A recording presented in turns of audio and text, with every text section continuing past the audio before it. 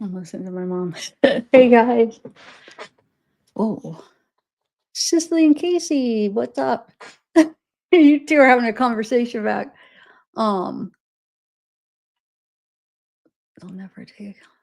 Yeah, they were saying that I was just listening to that Alan Jackson, which I'm gonna play for you, the interview. Um, and he was saying that like I guess they said the case is closed. They said it was like they're claiming that the FBI like they're done. I don't know. Who knows if it's right or not. Are you guys talking about the Karen Reed, the FBI investigation, or are you talking about something else? Sorry, maybe you're talking about something else, but supposedly they said it was closed, which means they probably didn't find anything or saying they didn't find anything. I don't know.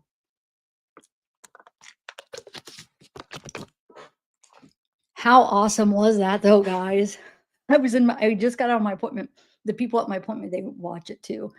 They're following the case, and she's like, after my appointment, we were all talking about it. And the girl at the front, she goes, "Tiffany, tell her, what do you think? Tell her what you think about Karen Reed because she thinks she's guilty." The girl at the front. So me and Karen are just going off about how we think she's innocent in the injuries and stuff. And she's like, but she just started following it.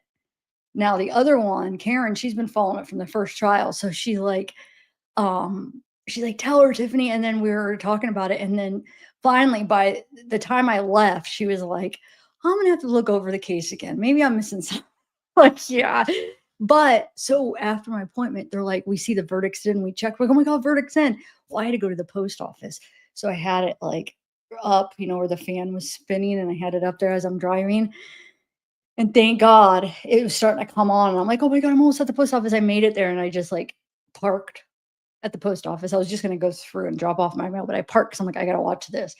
And I was sitting in my car at the post office watching the verdict. Oh my God, I was getting like choked up. That was so emotional, dude. I was so nervous though. You could tell how nervous she was. And I was just actually listening to a Turboy interview too. He was saying like she was so nervous. Like she was so nervous. Alan was pacing back and forth. Karen was like so nervous. You could tell. It's like shaking and stuff. I would be too, dude. She could have got life. That one charge was the minimum sentence was life with parole in 15 years. If she would have got that second degree murder, she would have done life and then a chance at parole in 15 years, which isn't guaranteed. Um, and then I cannot believe it, not guilty on everything but the OUI. That was awesome. That was really awesome. And then like just them all like emotional and could tell she was just like waiting. That first one was the murder one. I was like, when I heard not guilty, I was like, "God." But then it was like, okay, the other one still could carry some jail time. And yeah, man, that was very emotional. All the lawyers, wow, wow. And then hearing the cheers outside, you could hear after like almost, I think it was like right after you heard the first not guilty, right? Like short, like soon after that, because they started cheering before, if I'm remembering right, they started cheering before all of them were announced. But anyway, yeah, amazing. How's everybody doing? So, not one person answered what one piece. Wait, what are you talking about, Kim? What are you asking? Hey, Weeds Mama. Well, I don't understand what you're asking though, Kim. Hi, Carolyn. So I want to let's start off by playing the Juror. You wanna watch the have you guys watched the Juror? I mean, this juror like, the juror from this trial, there's one guy that did an interview. Have you got how many people have watched it already? Put a 1 if you have and a 2 if you haven't. I looked for any other ones, I can't find any yet, but I'm sure there will be eventually, but there's one out. Um, and you can see that I kinda changed it. I was gonna do, Trevor, but there's nothing really new on Trevor. A lot of the groups, like the groups that had some of the good information, Facebook groups, they disappeared on Trevor. There's only a couple, I don't know why. I'm like, "You know what? There's really not much. There's no really update." So I took o and then I was like, I found the Alan Jackson interview, and I found more Karen Reed stuff, so I took off the Trevor stuff. So we could just do oh, a lot of people already seen it? Oh, no, okay, it's like half and half. Okay, cool. Alright. Oh, you used to be the truth seeker, that's right. I wonder what they're feeling. So I want to watch the juror interview. I want to watch Alan's is audio. It's like on a radio show. I want to watch. I'm gonna watch the dad's interview. I haven't even watched that yet. I've waited to watch it with you. Uh, Now Proctor is in that new Dateline, but it's on Hulu, so there's no way they'll let me stream it. But they have a couple clips that we could watch, like little teaser clips.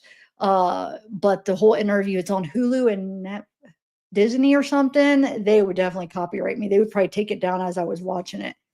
I was trying to download the app again though, so I could watch it. Oh, and then an interview. It's a 2-minute interview with Proctor's wife. So yeah, and then like I said, then we got that freaking Coworker DoorDash stuff that came out. Holy mackerel! So I want to talk about that.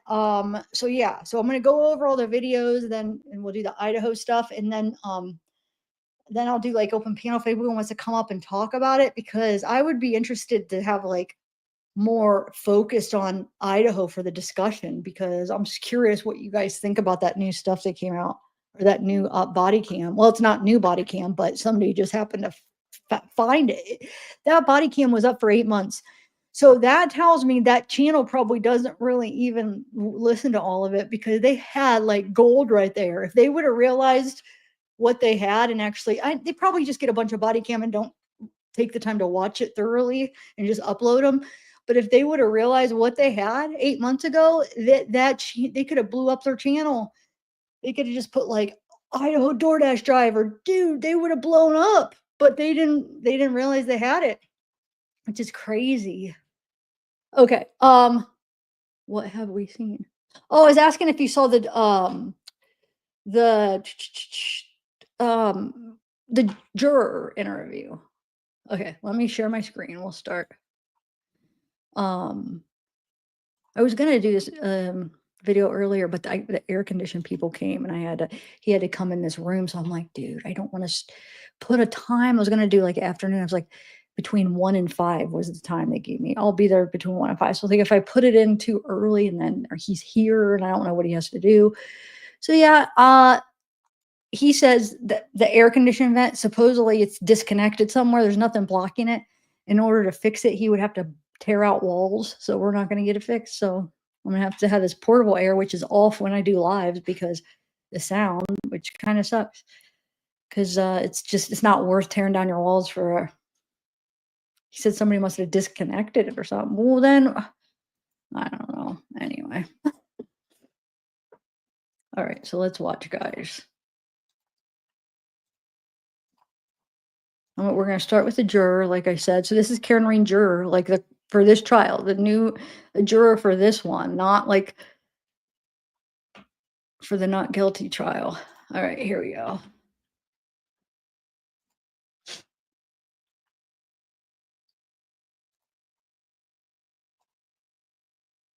Here it is.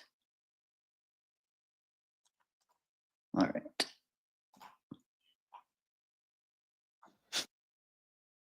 Hold on, let me move this over here. Okay, you guys ready? So here is one of the jurors. It's pretty interesting. And it's a pretty long. It's 11 minutes, so it's a pretty in depth. And I could feel kind of the frustration on the guy. I think the juror was a little bit nervous because some of the questions he wasn't really answering. I feel like the way the interview wanted him to, but like he tried. I give props to the interview because he tried a couple times, but it was just. I'll tell you. I'll discuss it when we're watching it after. Okay, here we go. Jason, the jury found Karen Read not guilty on murder and manslaughter. Was it because they had reasonable doubt or because they thought she was innocent? So I think for the jurors, there's a mix of some people think that she was definitely innocent, and the other people, there was a lot of reasonable doubt, at least to where we didn't want to convict her. That's really interesting. So could you give me a breakdown there? Roughly what percentage of the jury felt she was innocent? I mean, I can only speak for myself. I think that she was innocent. It's hard to tell exactly what people think deep down. There was a lot of things thrown at us, evidence. And for fair use, I am going to have to stop it a couple of times but like this was kind of like, I'm not like blaming this juror, he's probably never done an interview and it's just kind of like very like, ooh, what can I say? I don't want to get in trouble or whatever. But what we want to know is, who cares deep down, like on the surface, at least, what were people thinking? Like, of course you don't know deep down, but like, what were they saying in face value? Like, what were they saying? How many people were thinking innocent and how many guilty? We're not asking like deep down. We're just asking what obviously you're not going to be able to tell like if somebody's lying about what they think. But I thought that was kind of funny. Evidence, so it's hard to tell what truly. So you say in your head she was innocent. Does that mean you think she was framed by people inside that house? It doesn't necessarily mean that. I don't know what happened. I don't know what happened to John.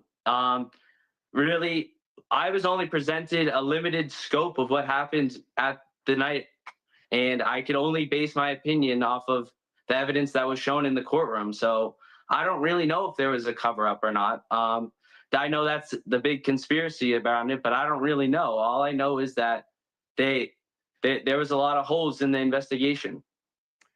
Whether they were deliberate holes or not deliberate holes, it's kind of hard from me sitting back to know that, what actually happened. So what was the feeling of the jury? Because Alan Jackson and the other lawyers raised the issue that she was framed by cops and that they would have turned that house upside down if they really wanted to do an honest investigation, and that he was not hit by a car. He was attacked in that house, bitten by a dog, and then put outside to frame her. Did people on the jury, or some of them, buy that argument? I think some of them bought that argument. It's just hard to tell, though, because whether or not we think that there was malicious intent, we were only presented with the facts that they didn't go into the house. So, there's an example of reasonable doubt. So, like, there's other examples of reasonable doubt. So, even if you want to completely buy into the theory or not, that wasn't what we were tasked with. We were tasked with finding, convicting, or deciding on this person's fate based on the proof and the evidence that the Commonwealth was able to present. And there was a lot of holes in the investigation. Yet you went many steps beyond that, because you say, in your view, she was innocent. What compels you to think that? Well, one thing that I think that compels me is we did a lot of review of the tapes, and it seemed to me that the videos that we could see from the car after the alleged incident happened, that when we could see the taillight, it was lit up red where it shouldn't just have been red. So that leaves to me a conclusion of, well, how come it's red in this video after the alleged That's a huge thing. I mean, that is. He's right. When she went driving away after she pulled out, or wait, that would have been after she hit him. Oh no, because the pieces wouldn't have been out. Yeah, it was not. It did. It did look red. Like, and it was weird because they were using that part to show like how it was broke. They're like, look, the light, like the state was like saying, like, look, see, like you could see the lights different. I was like, wait a minute, I think that looks more like that it isn't broke off to me. The light, I don't know. That's what I thought too, though, when she was driving off from the driveway. What do you guys think? Collision happened, and then it's not. It doesn't have any red pieces where it should be red. So in other words, you do not believe that SUV made contact with John O'Keefe? I don't believe that the SUV collided with John O'Keefe. What was the initial vote with the jury when you first took your vote? We didn't do an initial straw poll. The judge recommended to us in the courtroom that is not a good way to do it. We broke down, what we did is we broke down each charge, and we went from top to bottom and discussed everything thoroughly. and, you know, did our best to do right by, you know, the Karen Reed and the Commonwealth. Was there a division initially? Yeah, there was a division, but that's what we're there to deliberate and talk about all the evidence.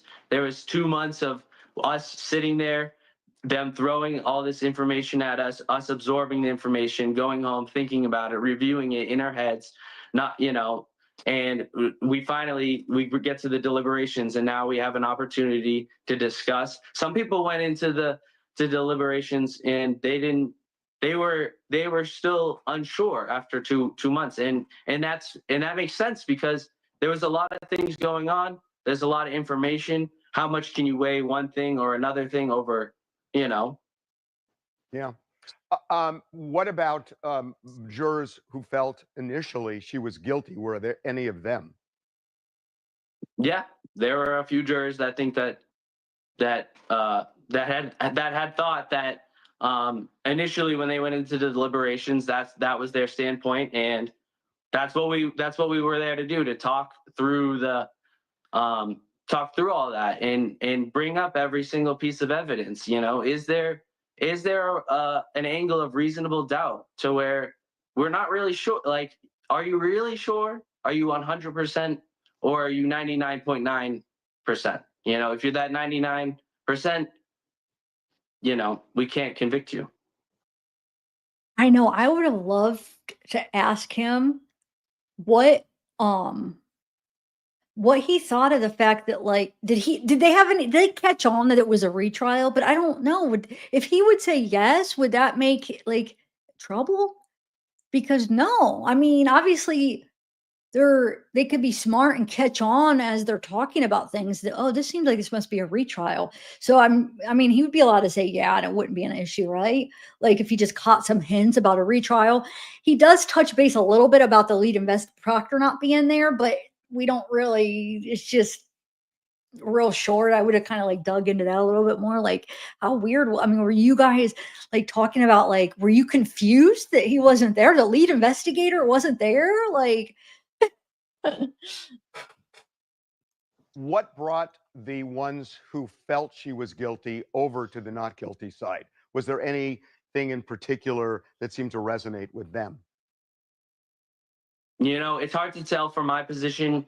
You'd have to ask them about it. But in my opinion, I think it was just due to the poor investigation. There's just too many holes, and you know, it's hard to prove that the collision happened. So if there's reasonable doubt that happened, or that there may have been foul play, you know, if there's room for that, then it's hard to come to a guilty verdict.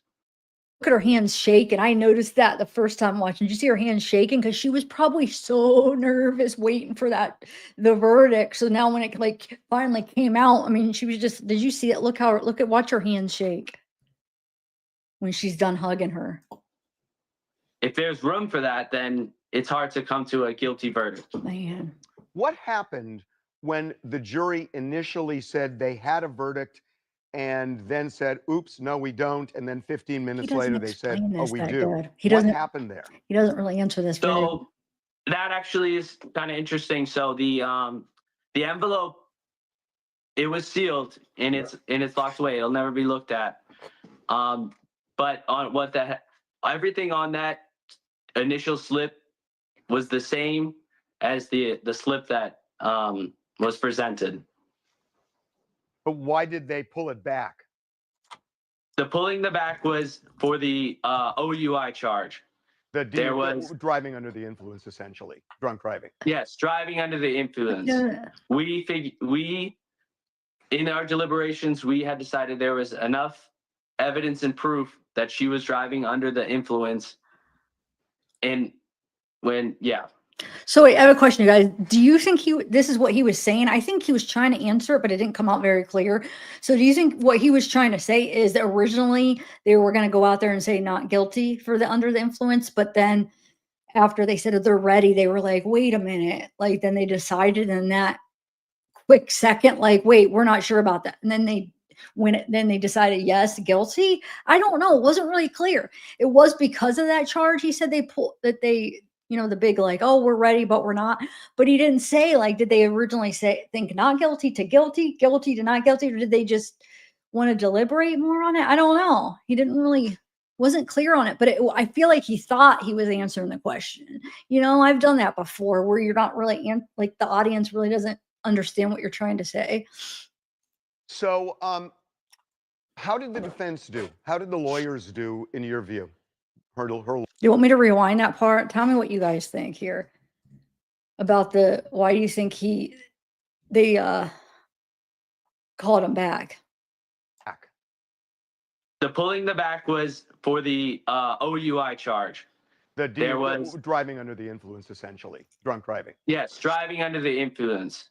We in our deliberations, we had decided there was enough evidence and proof that she was driving under the influence. And So, how did the defense do? How did the lawyers do, in your view? Her lawyers.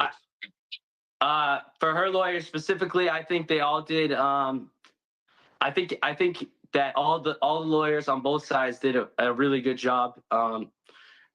They presented their case as well. The police, you say the investigation was poor. The defense said it was more than poor. It was corrupt, and they pointed to the lead detective who had been fired, didn't testify in your trial. Did that have an impact? And did you think it was a corrupt police investigation? Do I think it was a corrupt police investigation? I don't know. There's no way for me to know. I wasn't there. There was just there was holes in the case that left for reasonable doubt. I think they could have checked some boxes or done some things differently. But do I know that they were corrupt? Absolutely not. I don't know that there was any corruption going on. But do I know that there wasn't enough proof or evidence secured by the police to convict Karen Reed? Absolutely not. There was not. Fair to say that your view was that her SUV did not make contact with O'Keefe, therefore she did not kill him, but you don't know how he died. I would say that's fair to say. I don't know how John O'Keefe died, and I do not believe that there was a collision between the SUV and John O'Keefe. Jason, really appreciate the time. I do want to ask one other thing.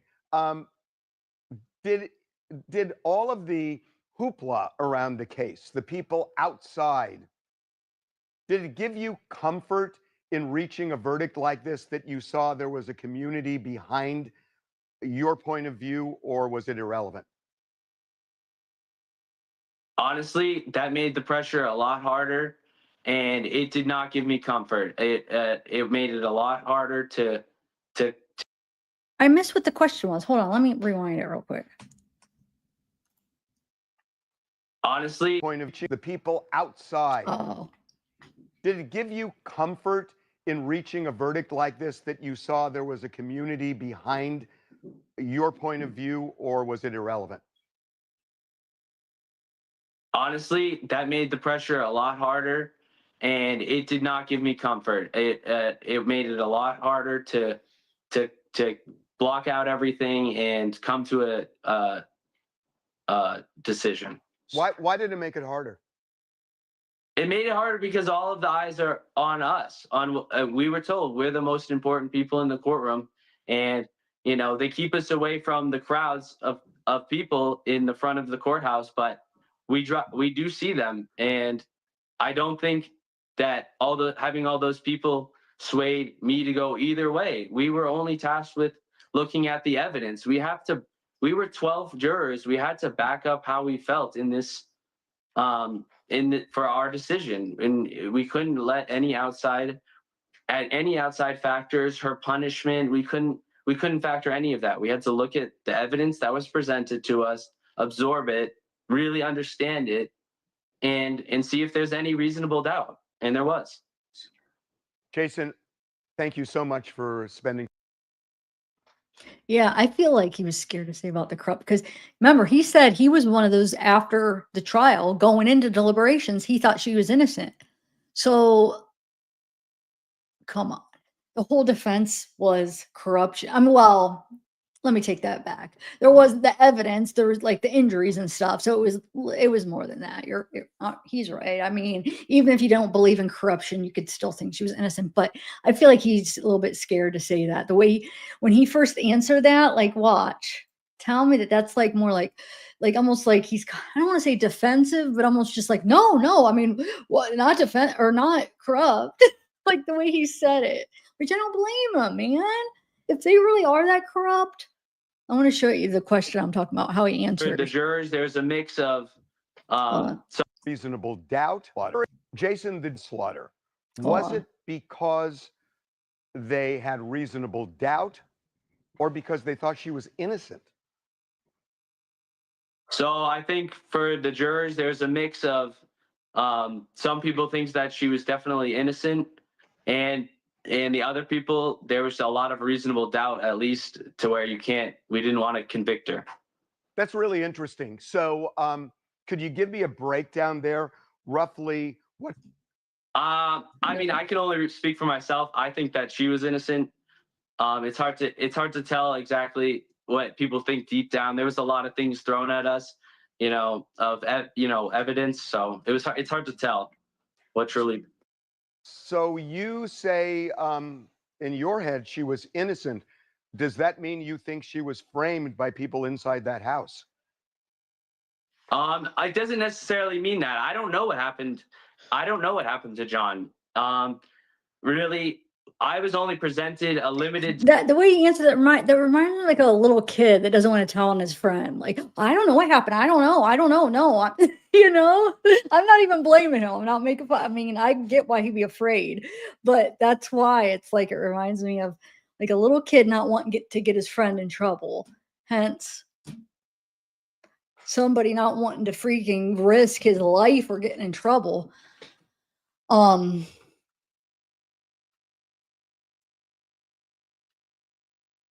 I don't know if there's a should have. I mean, there's no should haves. He answered it. I don't blame how he answered it, but I wouldn't. I mean, there's no right or wrong way, right? I mean, I wouldn't say there's a right or wrong way to answer it, but I get why he answered it the way he did.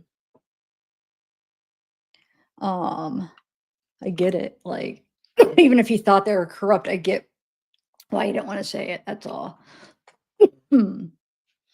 I don't know. I guess we'll see what happens. If anybody else, any of the other jurors do interviews, I don't know if they will, but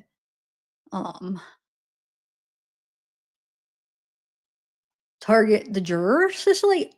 Man, I got like something in my throat where it's tickling. All right, so let me. Do you guys want to do here? Let me do the Proctor's a wife. It's just 2 minutes, but it's interesting. More than 3 years after. Here we go. After Trooper Michael. Hold on. There we go. More than 3 years after Trooper Michael Proctor got a call to investigate a body in the snow, his wife Elizabeth and his sister Courtney say they had no idea how much their lives and their families' lives would change, including for their young children. But that's sort of what breaks me, is when I see them playing and so happy, and I'm like, God, they have no idea that their parents' world is crumbling. Karen Reed's defense has accused Proctor of trying to frame her for the death of John O'Keefe, including by planting pieces of her SUV taillight at the scene. Is there any doubt in your mind that Michael Proctor might have framed Karen Reed? No doubt whatsoever in our mind. No doubt whatsoever, and the evidence shows that. The investigations show that. During Reed's first trial, Proctor did admit to writing insulting text messages about her, including that he hoped she would kill herself. Because the evidence pointed to this woman killing a fellow Boston police officer. So he was angry. He was upset by that. So I understand the need that he had to vent to friends whether it was appropriate or not. Elizabeth and Courtney Proctor say those messages do not justify the harassment they say they've received from Reed's supporters, including rocks thrown in their yards and anonymous voicemails like this. I'm going to be your kid's new mommy, and I'm taking your kids and I'm taking your dogs. A blogger named Aiden Carney, who goes by the name Turtle Boy, has been charged with witness intimidation in this case, but the Proctors say he's not the only one responsible. It seems like Karen Reed and Aiden have been conspiring and colluding. Now, prosecutors have said that Carney and Reed have been communicating, but at this point, she is not charged with witness intimidation. Recently, the prosecutors confirmed that a federal investigation into potential misconduct connected to the Reed case concluded without charging Proctor. Well, to answer that, in my opinion, then we'll just have a freaking murderer on the streets. Is the see? I strongly believe that Bryan Kohberger is the right guy. So to answer that, there's no one else to find him. In my opinion, there would be no other person to find anyway. So we would just have a freaking psychopath murderer that could do it again, because that ego, that freaking cockiness of like, I don't know if that's the right word, of getting away with it. I could see him doing it again. Like, hi, got away with it. And I could see him like, you know what, I'm going to plan something bigger and it's going to be the perfect murder. I won't even get charged. So that's what I think will happen, is we're going to have to freaking have, knowing there's a murderer that's going to be walking the streets. But that's, I mean, I think they got the right guy. So it's scary because, but see, maybe we think different, because I don't think that they would need to find anybody else. So like, they can't, no double jeopardy. So if he walks free, there's no use. I mean, who else? I don't think there's anybody else. I think it's him. So then we, I guess just no justice for the girls. Just my opinion, though. I know some people think he's innocent, but I definitely don't think he is.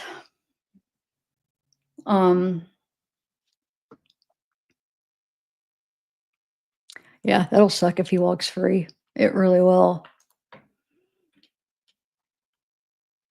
Anyway, so yeah, what'd you think of that, though? Proctor's wife. I don't understand how you could see those text messages that your husband wrote and think that, I don't know, like, I wouldn't even, how would you even stay married to that guy unless if she knowingly knew what, like, the way this guy was. Maybe she knew that's the way he was and likes that type of person. I don't know. But then to know they have kids, imagine when their kids get older, seeing what their dad did. That's disgusting. I'm sorry. Ugh. Okay. But of course they don't, they're saying like, if she's still going to stick by him. So she's saying like, oh no, he didn't do nothing wrong. Him and his sister, they're saying that, or his wife and his sister. Yeah. Anyway. All right. So next, let's do, I'll do the quick little, there's the Proctor interview. There's two clips. I don't know if they overlap each other. There's like one 50-second one and 30-second one, but here's one of them. At what point did you develop such strong? Okay, hold on. All right.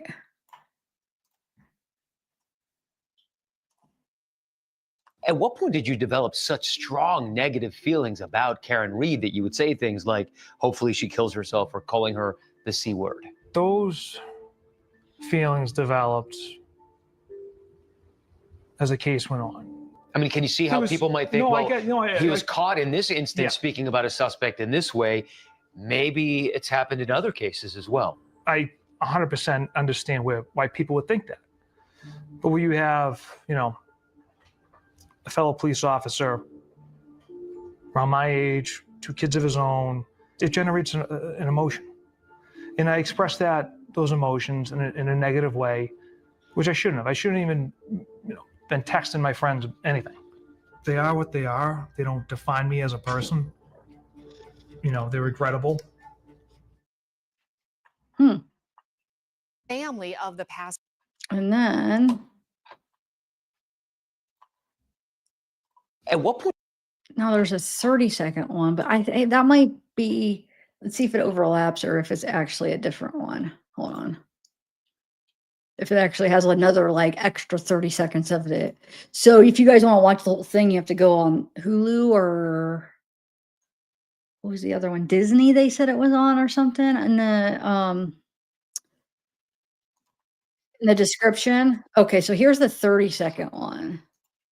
So let's see if it has something different. Did you plant evidence? Absolutely not. Yeah. And I'm laughing because it's such a ridiculous accusation. It's something I would never do. I've never done. You know, most people would. And there's no evidence of it. We're talking about people in your community, your neighbors, Cool. who believe it. This is not strangers. This is people in Canton. Why do you think that is? That's just the loud minority. The silent majority we've had an overwhelming amount of support. They're just not out there tweeting.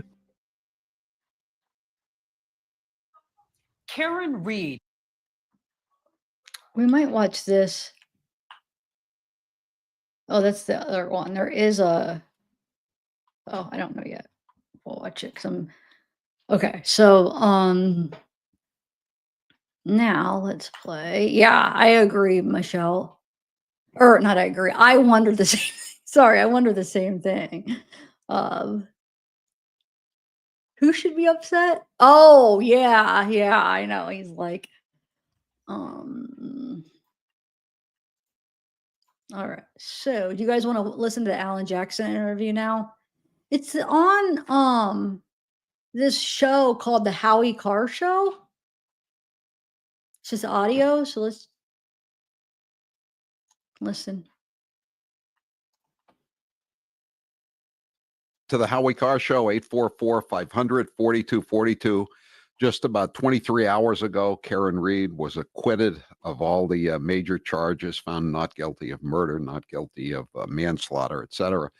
And it is a pleasure to be joined this afternoon by her attorney, Alan Jackson, who did such a fantastic job in the trial, both trials actually. Alan Jackson, thank you so much for being with us here on the Howie Carr Show. It's my pleasure, Howie. Thanks for having me. So did you ever, were you ever in any doubt, or how much doubt were you in as to whether or not you could get a fair trial in Norfolk County the second time around? Oh, I had, how much doubt was I? I was in enormous doubt. I mean, I never doubted the evidence. I never doubted her innocence. I never doubted Karen's, the just result should be that Karen walks out of that courtroom in the front door, through the front door, not the back. But did I doubt whether or not I could get a fair trial? About every single minute of every single day. Yeah. I doubted it significantly. I think we may be the only duo, lawyer and client, who has gotten back-to-back acquittals on murder charges. I mean, we got back-to-back acquittals. When has that ever happened? Double jeopardy. And I thought you were going for triple jeopardy yesterday when they brought back they said, oh, we don't have a verdict after all. I mean, you're going into the record books. You got two murder acquittals here in a row. Yeah, I don't know that I'll ever meet another lawyer who can claim that. Yeah, this team has gone through the gauntlet. What was it like having basically the judge tied your hands, the defense's hands behind your backs, didn't she? What was that? What was that like? First things, it was difficult. I mean, that was the challenge, right? So Hank Brennan came on as this, sort of self-proclaimed stalwart of justice. We're going to make sure that Karen Reed gets a fair trial. That was just lip service. It was anything but that. The Commonwealth had a theme and a theory going into this case that they did not want the jurors, in my view, they did not want the jurors to actually hear the evidence. They had no interest in having the jurors presented with the truth and the evidence on both sides, even playing field.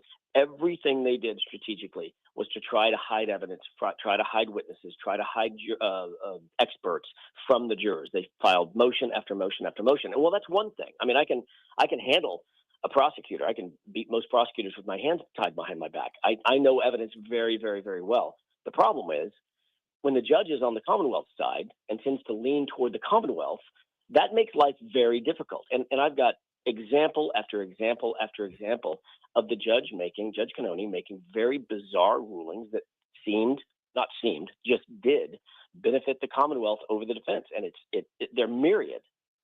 Yeah, we would get people would be texting in and saying, why doesn't Jackson object to this or that? And I said, after he's been overruled, his objection's been overruled about 1 million times in a row. I mean, he's just pissing off the jury if he keeps objecting because he knows what's going to happen, right? So the court is a theater, right? There is a theater to courtroom advocacy. And part of it is playing to the audience. And the audience is not the public at large. The audience is not the bloggers. The audience is 12 folks, or in this case, 18 folks sitting in a jury box. I had to play the odds. There was a witness I took, Howie. This is still just shocking to me. There was a witness that I took on direct examination. It's direct. And it's an expert. And just allowed to lead experts. In every state in the union, you can have moments where you lead experts.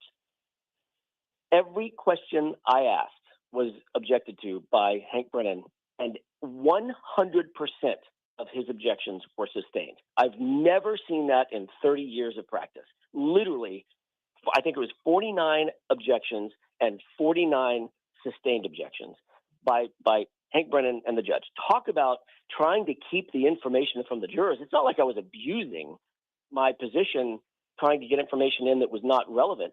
I just had to ask the question 17 different times in 5 different directions to get the information in front of the jury. I've never had a situation where the judge sustained every single objection by the prosecution. That's never happened. Statistically, it's impossible. How about the fact when Brennan would kind of drift off and you would ask a tough question and she would ask Brennan, objection, counselor? I've never seen that in court. Have you? No, never. It certainly seemed like the Judge Cannoni had an idea of what she thought should be presented to the jury and how she thought it should be presented to the jury instead of just being, calling the balls and strikes. That's what she's there for. Her job is very, very it's simple. She is a gatekeeper of the evidence, for sure. Absolutely. So you don't want to allow abuses on either side to occur in your courtroom, but you allow the lawyers to try the cases. You allow the lawyers to direct examine the witnesses or cross-examine the witnesses. You allow the evidence to come in before the jury because ultimately the jury is the trier of fact, not the judge. The most important folks in the room are the jurors. So it struck me after a while, and it struck me in trial number 1. She did the same thing. It was just, in my view, abusive of the process, not allowing the system to just work. Let the witnesses testify, let the evidence come in, and let the jurors weigh the evidence, and then let the advocates argue about the weight of the evidence. That's a trial in and of itself. It's not difficult. What would if you could speak directly to Judge Cannone, what would you say to her in criticism or of what she did? Well, I have to be careful. I am an officer of the court in every jurisdiction in which I'm pro hoc, and I can imagine I may be back here in Massachusetts again. I doubt I'll be in front of Judge Cannoni, but my suggestion would be just do better. Don't try to put your thumb on the scale. No judge should ever try to put your thumb on the scale. Let the evidence get before the trier of fact in a fair and, above all else, an impartial way. I did not feel this was an impartial judge. I just didn't, and I don't think anybody who's watching would argue with that. What about the district attorney, Michael Morrissey, who got 3,000 pages of evidence from the FBI, pretty much conclusively proving that your client did not strike John O'Keefe, and yet he went out and spent close to $500,000 to hire his own experts? What would you say to Michael Morrissey, the district attorney? For Michael Morrissey, I have a lot more to say than I have to say to Judge Cannoni. For Michael Morrissey, the overall arching comment is do better. Do better, sir. You are in the job of seeking justice. You're not in the job of winning cases. And that's what it seemed like he was doing. Not seemed like, that's all he was doing.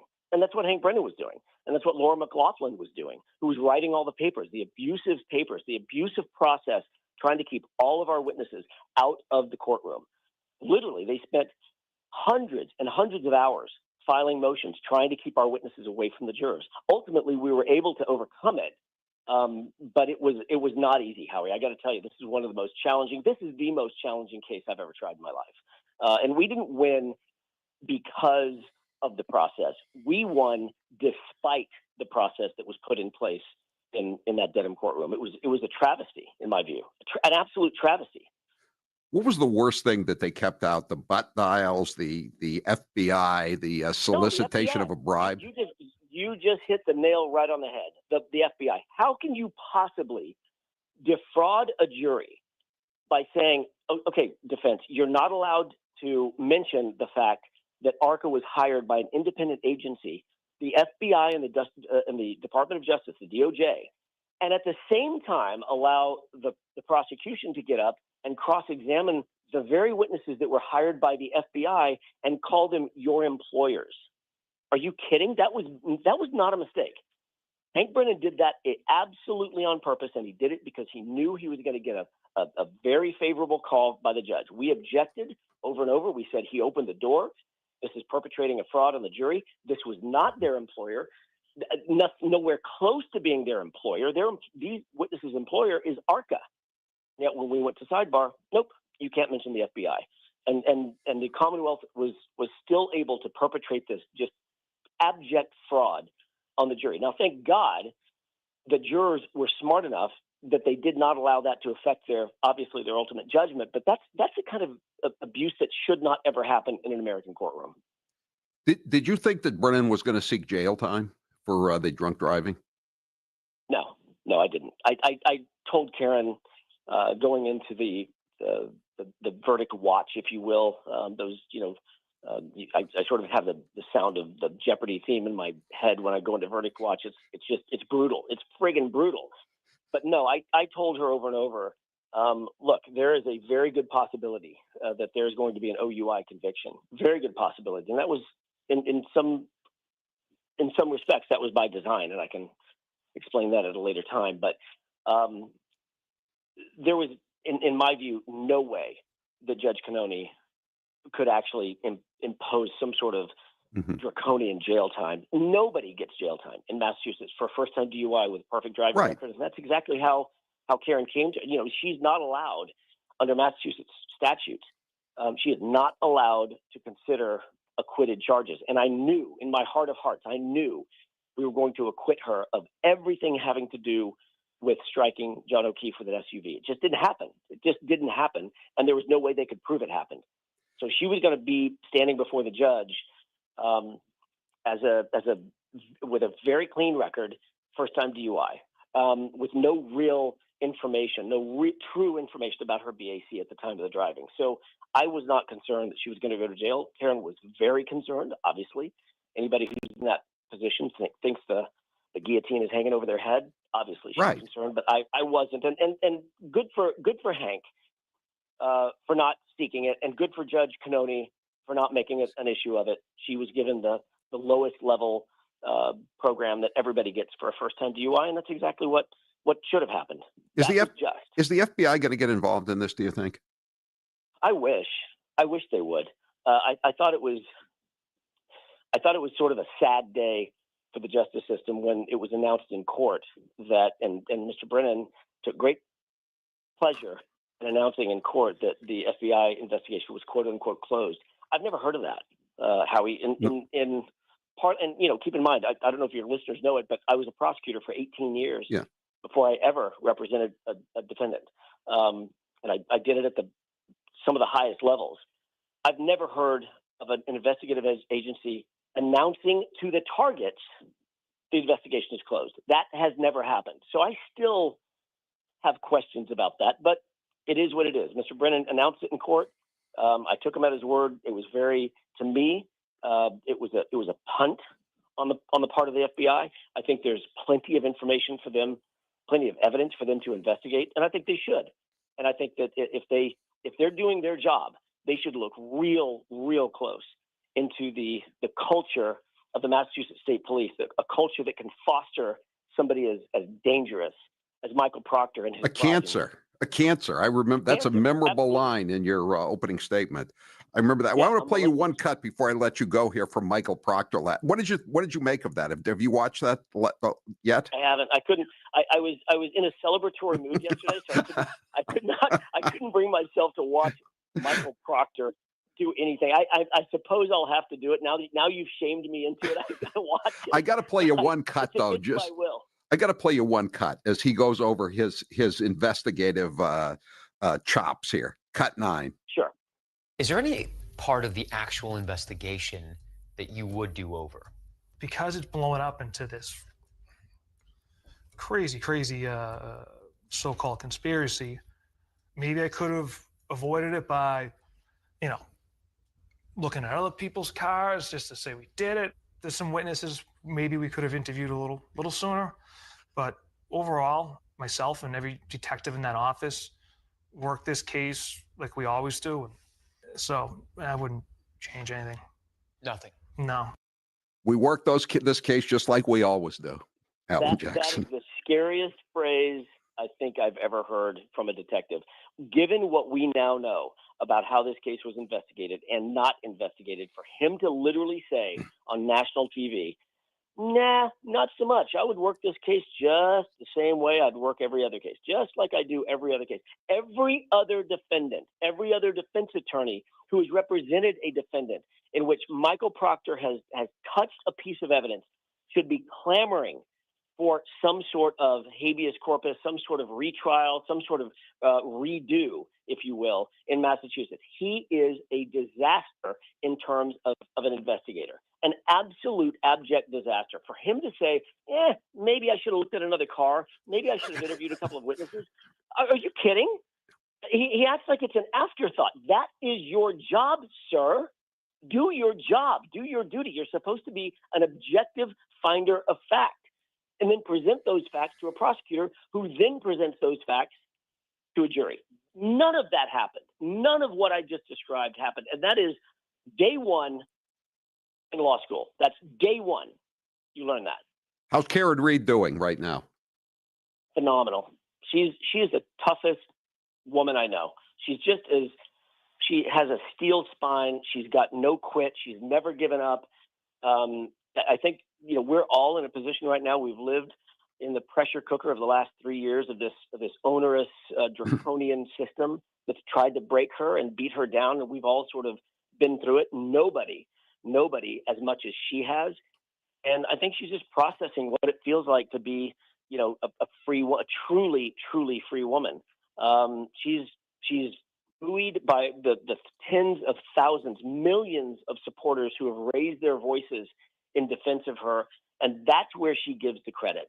Look, we all worked really hard, including her. By the way, she's the unsung hero of the defense team.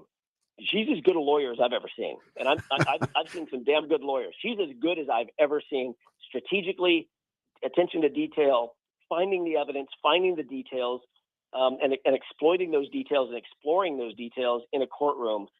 She's as good as it gets. But I think now she wants to take a beat, take a breath. She never wanted to be a lawyer. She never wanted to be in this position. I think she's probably going to a little separation from the justice system. I hope she gets her job back in Fidelity. Alan Jackson, I'm so appreciative of you coming on and give our best to Karen. And I hope next month when you come back, you can come in and spend an hour with us talking about this case. I'd love to. That's a gentleman's invitation. I will take you up on that. Okay, I'll be in touch with you in about 4 weeks or so. Great, thank you so much, Alan. And Alan, thank you so much on behalf of everybody in Norfolk County and the Commonwealth. We're so happy about the way it turned out. Thank you. Me too.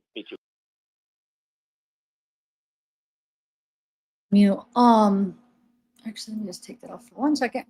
Okay, so I wanted to make a comment, but I was like, I'm gonna let it play, then I'll make my comments. So first of all, playing that clip that Proctor says he should have looked at, maybe I should have looked at other people's cars. What about other people's houses? What about Albert's house? Like that, he didn't even go into the house and investigate. What about interviewing some of those people? Investigate cars? No, everything's bullcrap. And so FBI, so Brennan said the FBI, the investigation was closed. That's what I was saying earlier, because that's what Alan said. I didn't catch it in court. I didn't hear him say it there, but maybe he did. And I mean, I don't know if it was on video or not. If it was, I just didn't catch it. And then I wanted to make a comment. Did you notice when Brennan said the standard, when they did the sentencing, and the judge says, okay, well, you know, what do you want the sentencing to be? And he said the standard, you know, year of probation and some class, right? And did you catch the judge's like, are you sure? Like, okay, I'll accept it. Like almost like she's like, you're just gonna give her the standard, or like almost like she wanted him to give her more. That's what I got from that. Like, what? Like you're just gonna give her the minimum? Like, yeah. I swear it was like she wanted him to give more. It was bull crap. I can't stand him. So I feel like good for Brennan for just sticking and giving him the minimum, giving her the minimum. You know what I'm saying? Because she should. It shouldn't. All the other stuff she's not guilty of. So that shouldn't even determine the sentence for this. This should be it's her first time, no record, first time to OUI or whatever. Should be the standard like everybody gets. So yeah. Well, hey Terry. Okay. Well, it's my mom. It's my mom though. I don't know. I'll ask her, but it's not my house. It's really my mom, so she'll have to do that. So I'll have to see. But thanks. I'll have to talk to her about it. Well, he said it was like disconnected. Like he said the vent wasn't hooked up. He put a camera, there wasn't anything blocking. He said either they dampened it or whatever, or something, or they never connected it to begin with or disconnected it, and he just can't. So the reason he said about the walls is because he can't reach it. Like you'd have to cut out the wall to be able to reach to reconnect it. So I don't know. But yeah, maybe we should get a different a second opinion. I have the portable air on now. Can you guys hear it? And I know most of you guys will probably say you can't tell the difference, but like for us, like the person making the videos, I've already done it and I definitely could tell, but you know, if you're not looking for it, you guys might say I can't tell. I'm just going to be more picky because, you know, I spent the money on a good mic and I want it to be the quality of a good mic. And it's unfortunately, there is a difference. You guys might not pick up on it, but can anybody pick up on the difference? Okay. Yeah, right. Okay, so next let me play. Now this one I haven't watched yet. This is her dad's interview. Have you guys watched that? Her dad after, wait, where's it at? Hold on, let me play that. I swear I had it. I had it. Karen Reed. No, that's not it. Hold on. I guess I can play that while I figure out what did I do with it. Her dad's interview. Huh. Must have forgot it sent it to me. Oh well, I could do it in a minute. Let's do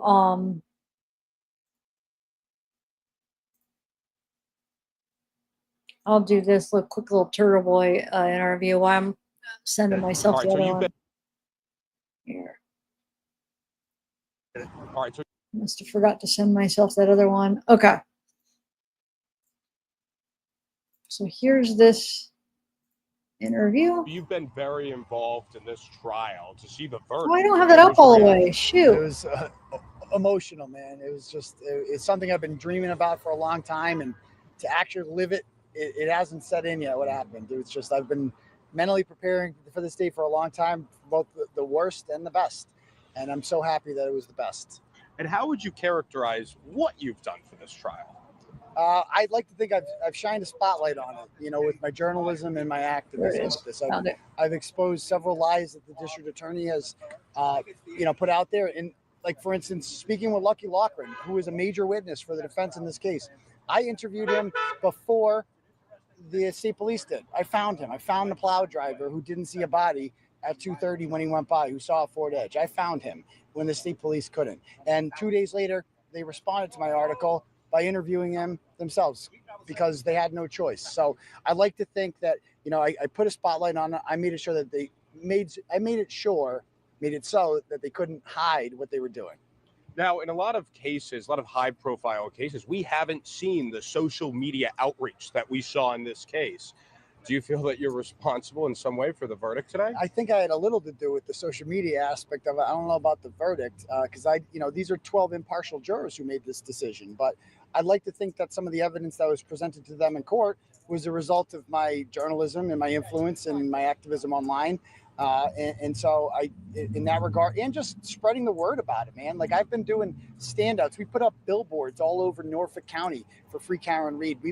I made a video called Framed that's gotten over 1 million views. So it was almost impossible to live in Norfolk County and not know about this case. I spread awareness about it. They wanted this to be in the darkness. They did not want anyone to know what was going on in here. And I made that impossible for them. Anything else you want to mention? I guess seeing the verdict out, were you outside?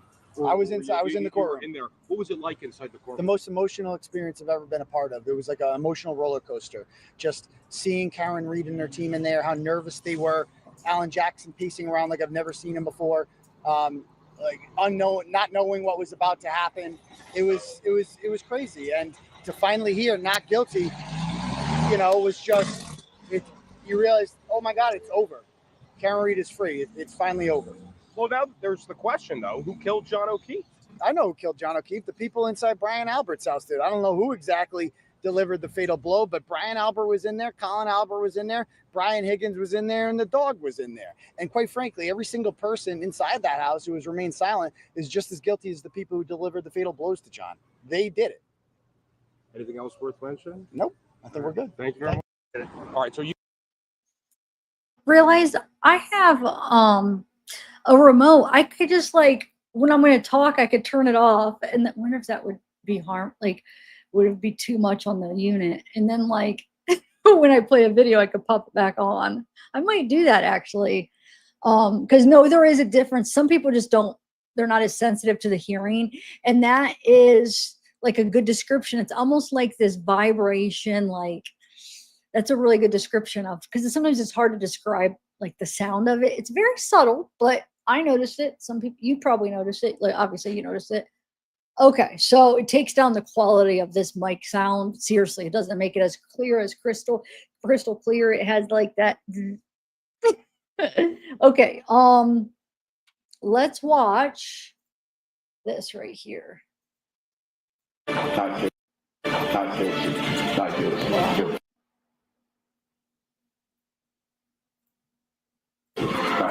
Now at 11, the end of a local case that garnered national attention. Karen Reed found not guilty in the murder of her Boston police officer boyfriend, John O'Keefe. I could not be standing here without these amazing supporters. This is what we've been waiting and fighting for, and we're not giving up. Reaction on the verdict that's been nearly 4 years in the making. A big relief. I'm so happy we have Karen free from all of this, all of these charges. Everything the jury needed to convict was in front of that jury. They just didn't see it that way. Plus, new tonight, Reed's lawyer speaking after helping prove Reed's innocence. When you have truth and justice on your side. I've just skipped over this part. Shoot, hold on. All the music. Okay. Defendant not guilty or guilty? So say you, Mr. Foreman? So say you all?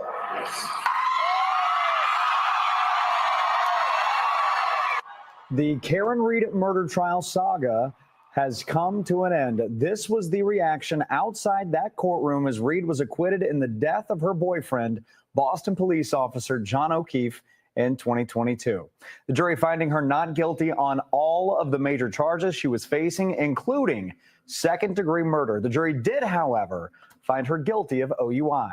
Thanks for being with us here tonight on NBC 10 Boston. I'm Colton Bradford. And I'm Priscilla Casper. After 2 long trials, Reed is free. We do have team coverage for you tonight. Our John Maroney and Michael Rosenfield will have all of those reactions to the verdict in just a minute. But first, our Jericho Tran talked to Reed and her lawyers tonight as they celebrated. Jericho, what did they tell you and how are they feeling? Relief. I think relief is the best way to describe it tonight. Karen Reed walked through the streets of Boston today with a sense of vindication. She hugged friends and family. But I think the most important thing to remember here is that there still needs to be justice for Boston police officer John O'Keefe. So I asked Reed if she had any words for the O'Keefe family. Any words for the O'Keefe family? I fought for John O'Keefe harder than anyone, harder than anyone. After a nearly 4-year legal battle, Karen Reed celebrated her freedom on the streets of Seaport with friends and family. Happy. I'm happy. Thank you. Just feels very gratifying, very heartwarming that it's over. The retrial of Reed may be over, but for her supporters, the novelty has not worn off. Kind of like a little media frenzy, like having a local celebrity around. Abby is just one of the many supporters who eagerly waited outside of Reed's Fort Point hotel, hoping to catch a glimpse of Reed. Instead, they ran into her defense team, defense attorneys David Yannetti and Robert Alessi. Our biggest fear was a mistrial, and thank God that didn't happen. As one of the first lawyers hired by Reed, Yannetti joined Reed's defense team before her first trial. They charged the wrong person with murder, and really they put her through hell for 3.5 years. While Alessi joined Reed's defense team before her retrial. People knew what the truth was. They knew what the truth was, and people motivated us to keep working hard. And I got to tell you something. God bless those 12 people on the jury. The past few weeks of the retrial ticked down to its final moments today when the jury went back and forth about whether or not they reached a verdict. We've seen the evidence. We've seen it up close. This should not be over by any stretch. The road to justice for John O'Keefe is far from over. We're going to turn things now to Dedham, where we have NBC 10 Boston reporter John Maroney, who has been covering this retrial inside the courtroom from the very beginning. John, what was the reaction like tonight? Jericho, the pain and anguish is over for one family. Karen Reed is free tonight, but John O'Keefe's family is still struggling. I could not be standing here without these amazing supporters. Karen Reed on the steps of Norfolk Superior Court after she was acquitted of killing her boyfriend and Boston police officer John O'Keefe with her SUV and leaving him to die in a blizzard. No one has fought harder for justice for John O'Keefe than I have. Leaving the scene after accident resulting in death, is the defendant not guilty or guilty? So say you, Mr. Foreman? So say you all? Cheers from outside the courtroom could be heard when the last guilty verdict was read. OUI was the only guilty conviction. Reed cried and hugged her attorneys as O'Keefe's family sat in stunned silence. Sorry for their loss. We've always felt that way. John was a good man. The verdict came on the fourth day of deliberations, following an apparent miscue by the jury. I received word from a court officer that the jury had knocked on the door, indicating that they had a verdict. But before I could even summons everybody into court, shortly thereafter, they knocked again and said they didn't have a verdict. A half hour later, and with word of another verdict, police closed down the street. It wasn't long before Reed departed the courthouse in Dedham for perhaps the last time with her entourage, including her family. Karen, how are you feeling? I'm so happy we have Karen free from all of this, all of these charges, and we need to get our life back together, and we will. Now, we have heard from a lot of people reacting to this verdict. One person that we have not heard from is Norfolk County District Attorney Michael Morrissey. We'll have in Dedham, John Maroney, NBC 10 Boston. All right, John, thank you. Let's bring in our Michael Rosenfield right now. We just heard from the Reed family. John, you talked to, Michael, you talked to a friend of John O'Keefe. What did he have to say about this verdict? Yeah, Colton, we spoke to supporters on both sides today as this verdict came in. We spoke to a very close friend of John O'Keefe to get his thoughts on how things went today. And we also spoke to supporters of Karen Reed here outside the courthouse. So say you, Mr. Foreman? The crowd roared outside the courthouse Wednesday afternoon when the verdict was read and Karen Reed was found not guilty of the most serious charges against her. Hundreds of people dressed in pink have supported Reed from the start, convinced she was framed and facing a grave injustice. Reed has become somewhat of a phenomenon and celebrity since she was charged in the death of her boyfriend 3 years ago. Justice. We have been here for 2 years, and this is history, people. We took it back. Let's go! Reed supporters have not only fought for her exoneration, but they've shown up at Canton Select Board meetings, urging change at the police department, convinced that Canton PD was complicit in some of the mismanagement of the Reed case. In a statement, the Select Board said in part, today's outcome may bring a sense of relief to some and continue to raise questions for others. We encourage members of the community to move forward together, treating one another with respect through civil, constructive dialogue. This could be any one of us. We're all Karen Reed. This could be any one of us. And if you didn't have the kind of funds that she had to get yourself out of this, where would we be? In jail. That is so true. If she didn't have that team of lawyers and the money to do that, I know the second time around she got like help, but it's because the first time she had amazing lawyers. That whole team was awesome and had the money to put towards it for her defense. Or, dude, if she had a public defender, done. She would have been in jail the first time. And that's scary to think that like anybody else that maybe didn't have money could go down for life for something they didn't do. It's just so scary. Thank God she was able to get the best lawyers and, you know, to be able to do it twice and then end up having people help, because they said like they were for the second round, because they were expensive lawyers. So for the second round, I think they had people like donate and everybody help to pay towards the lawyers. I mean, because that was their life. For 2 years, those lawyers worked like every day for this case. They couldn't really probably do any other cases, I'm guessing. So they had to get paid somewhat. I mean, they have bills and stuff. But yeah, there's I don't know. Did they do any other cases? I couldn't see how they could. I mean, this took up so much time. After the verdict, family and friends of John O'Keefe gathered at the nearby VFW hall. They were dejected by the jury's decision. Everything the jury needed to convict was in front of that jury. They just didn't see it that way. John Jackson, wearing his college friend's badge number on his hat, says they were also not happy with the cheering outside the courthouse when the verdict was read. It was disgusting. The family heard it. It was disgusting. And they weren't pleased with Karen Reed's statement outside court that nobody has done more for justice for John O'Keefe than she has. We watched her interview on the courthouse steps afterwards. It's just unfortunate. If she decided to make better decisions between 12:30 and 6 a.m., it'd still be here. They are mourning a son, brother, caregiver to his niece and nephew, and a beloved friend who sometimes seems to have been forgotten. He deserved much better than this. And, you know, we'll just move forward with it. The family knows what happened here. Everybody knows what happened. The family of John O'Keefe has filed a civil lawsuit against Karen Reed, so her legal troubles aren't over just yet. We're live at the courthouse in Dedham tonight. Michael Rosenfield, NBC 10 Boston. Now she has to deal with that. So I turned off the AC. So any should sound a little bit better to the ones that were picking up the difference. So I'll just kind of like turn it off and on. And when I get too hot, man, it's crazy. Okay, so and now she has to worry about a civil lawsuit, you know? All right, let me do one more where they see her out like celebrating. Where is it that night? Here we go. Reed maintained that she stood up for John O'Keefe throughout the investigation and the trial. And last night, she and her team spent the night decompressing following this trial as well. Boston 25 News reporter April Baker live in the Seaport, where Reed and her team are staying now. Yes, good morning, Nicole, Jean. Karen Reed and her family says they're taking it easy right now. As you mentioned, Nicole, they are decompressing after a long ordeal in court.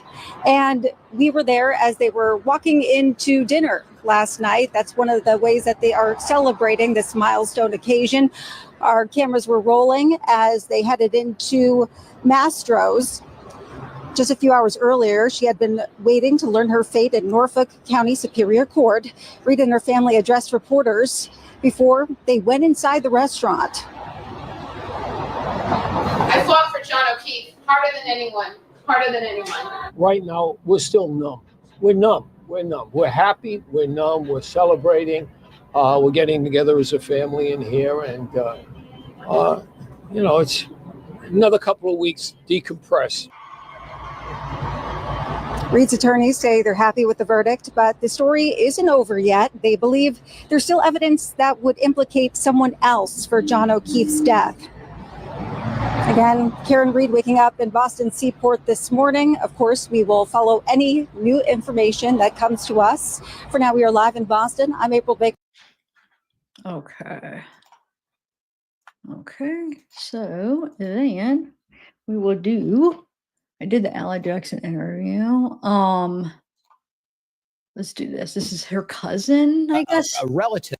A relative. It says Karen Reed's cousin says she hopes Reed and O'Keefe's family find peace.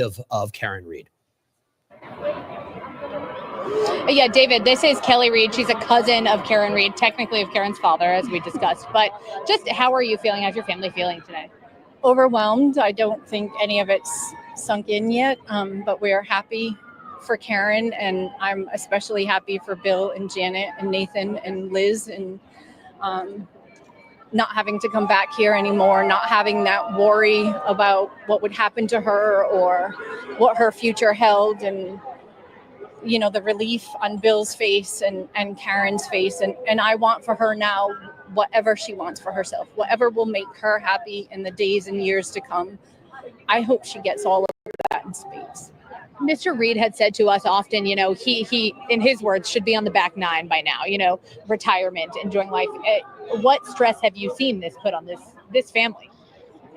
Well, I mean, I don't think anybody can prepare you for this, I mean, we know Karen, we know her heart. We know how she was brought up, and we know she would never hurt anybody. And I don't mean disrespect to anybody else by saying that, but we never believed that she was guilty of this. And it's hard when you believe in your whole heart that somebody's innocent and other people don't, and they're trying to punish her for something we never believed she did. How is that? I was wondering, because you brought it up. How is that for your family? Of course, nobody disagrees that there's a victim here, right? I mean, there's a man who died. What is it like for your family to be fighting for Karen's innocence, but also acknowledging what the O'Keefes are going through? I don't really know how to explain that, except that, decent humanity. Like, Karen loved John, and he's gone. And unfortunately for his family, he's not coming back. We've gotten Karen back. He's not coming back. And of course we feel horrible about that. I mean, I do. And I hope we can all just find some peace. It's been a lot in both families. Yeah. And I don't mean to speak for them for sure, but it's been a lot for everybody. What do you think is next for the Reed family, knowing that this criminal case is behind them? Hopefully a good night's sleep. It's been a long time since we've had a full night's rest without some worry about her, all the stuff going on behind the scenes, and especially for Bill and Janet and Nathan and Karen and her amazing team. I mean, I cannot say enough about her defense team. We love them all. We've trusted them all throughout all of this.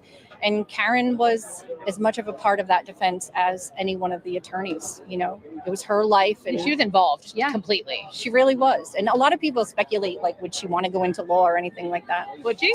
I don't know what she'll want to do. Her and I have teased, and I hope she spends the rest of her life in jean cutoffs and flip-flops. Oh, that's cute. Okay. I'm going to start using my other. I don't know if I like that one. There we go. Maybe that one. Okay. So that's that. And then I have a couple more Karen. I have one more Karen one, the dad, and then we'll go over to Koberger case. So it's the dad interview, her dad's interview after, his thoughts. Yeah, that looks like. Oh my God, I did have it on an email. That's crazy. Do you know how many times I looked? How did I pass that up through my emails? I kept looking and it was there. It was there the whole time. I'm silly. Okay, so here we go. Let's watch this real quick and then we'll move over to Koberger. Feeling very elated, grateful to God for this ending. It's been a long 3.5 years, long time coming. But while we've seen the worst in humanity over the last 3.5 years with the corruption, we've also seen the best in mankind, particularly the women. So many women out there, standouts at the courthouse over this week, in the hundreds. I know state police estimated there were about 3,000 people there today. And so many women identify with Karen because at some point in their lives, you know, they have been objectified and dehumanized or victimized in some way or another. And you know, with Karen, they see that strength and that courage to fight against the government that has, you know, unlimited resources. And so it's been a great win for us. We've got, you know, Karen's incredible fight, fortitude, strength, and willingness to persevere and not give in. And, you know, she assembled a remarkable team of talented and passionate attorneys. David Yannetti was our first on board, then Alan Jackson and Liza Little from LA, and more recently, Bob Alessi. So we're just blessed to have this dream team of attorneys fighting for us. And I think a lot of that passion on their part, that expertise that was unshakable that they brought to the courtroom was because they knew Karen was factually innocent. And that was, we're very fortunate. I mean, other folks who may find themselves in the throes of law enforcement and be factually innocent themselves may not have that fortune or good blessing to have this type of attorneys and this part of, you know, this immensity of support out there.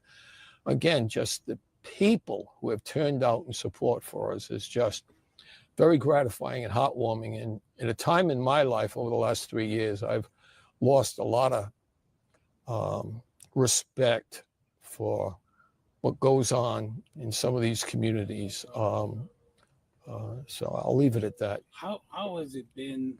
You talked about the struggles. I'm sure it's been a very tough time. It's 4 years that you and Karen and the family have been fighting. How has it been to fight the accusations, to have to fight that, despite knowing what you and the family felt was true and the defense team? How has that been for you and the family? The accusations really didn't trouble us. I drove that Karen's vehicle home that day. It was parked right here when it was seized by Michael Proctor, the now fired and disgraced Michael Proctor of the Massachusetts State Police.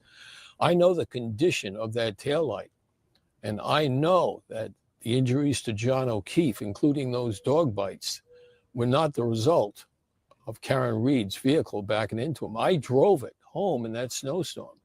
So when you've got that belief and assurance that, you know, your loved one is factually innocent, then you've got to fight with everything you've got to see this through to a just ending.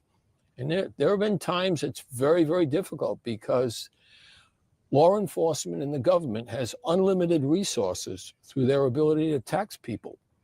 And did it feel so? Are you saying, did it feel to you like it was you against this entity that you guys were fighting, you and Karen and her family? Well, there's no doubt about it.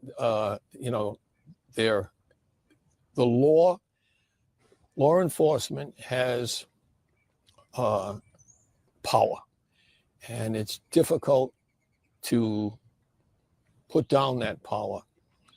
But I think so many folks saw this situation for what it was, a setup, a frame up, and push back. And when society pushes back and you get courageous men and women who are willing to take a stand, you know, a case in point would be Officer Nick Barrows, who was brought here on that Saturday and testified in court that the condition of that taillight was not as what was shown to him in court in the Sally Port of the Canton Police Department. So that's just one example. And, you look at the Department of Justice was involved in this case from the early on. They were the ones who hired the ARCA scientists. And it was those scientists that determined the injuries to John O'Keefe were not the result of being struck by Karen Reed's vehicle, or that Karen Reed's vehicle, the damage to it, all right, was the product of being struck by a 216-pound, 6'1" man. And yet, even with that type of strong, objective, independent evidence, and truly, they were hired by the Department of Defense, U.S. Attorney here in Massachusetts. They also provided us with the text of Michael Proctor. Without that, much of this might not have come to light. Sure. The idea that he's been fired from the Massachusetts State Police, the lead detective on this case, fired for his conduct, his bias in this specific case. It's something that's remarkable. So there are some strong people out there, and some, all right, we're so,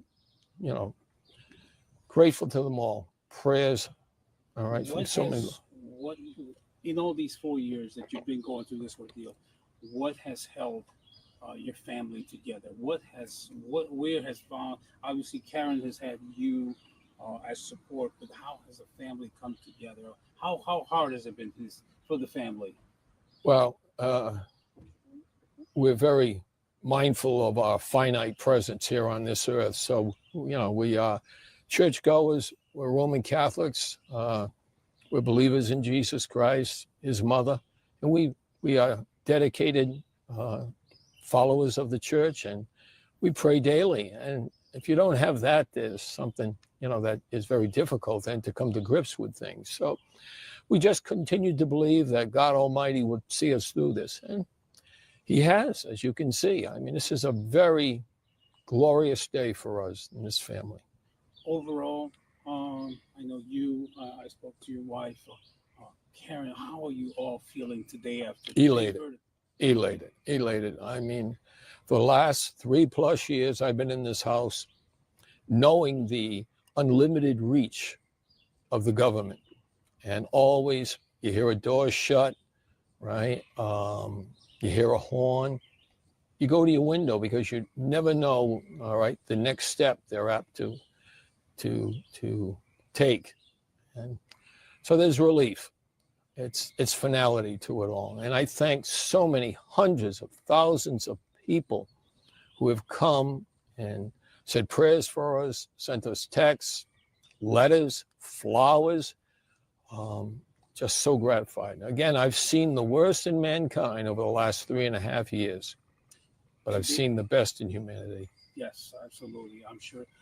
Today, Karen said, and one of the things she said is that no one has fought harder for justice for John than she has. Would you be able to comment on that, on what she feels at and how she's been fighting for justice to find the real person?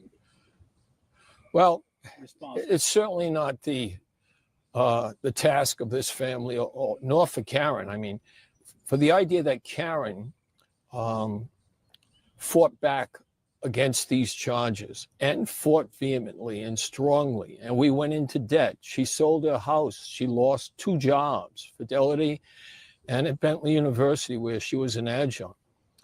Cashed out her 401.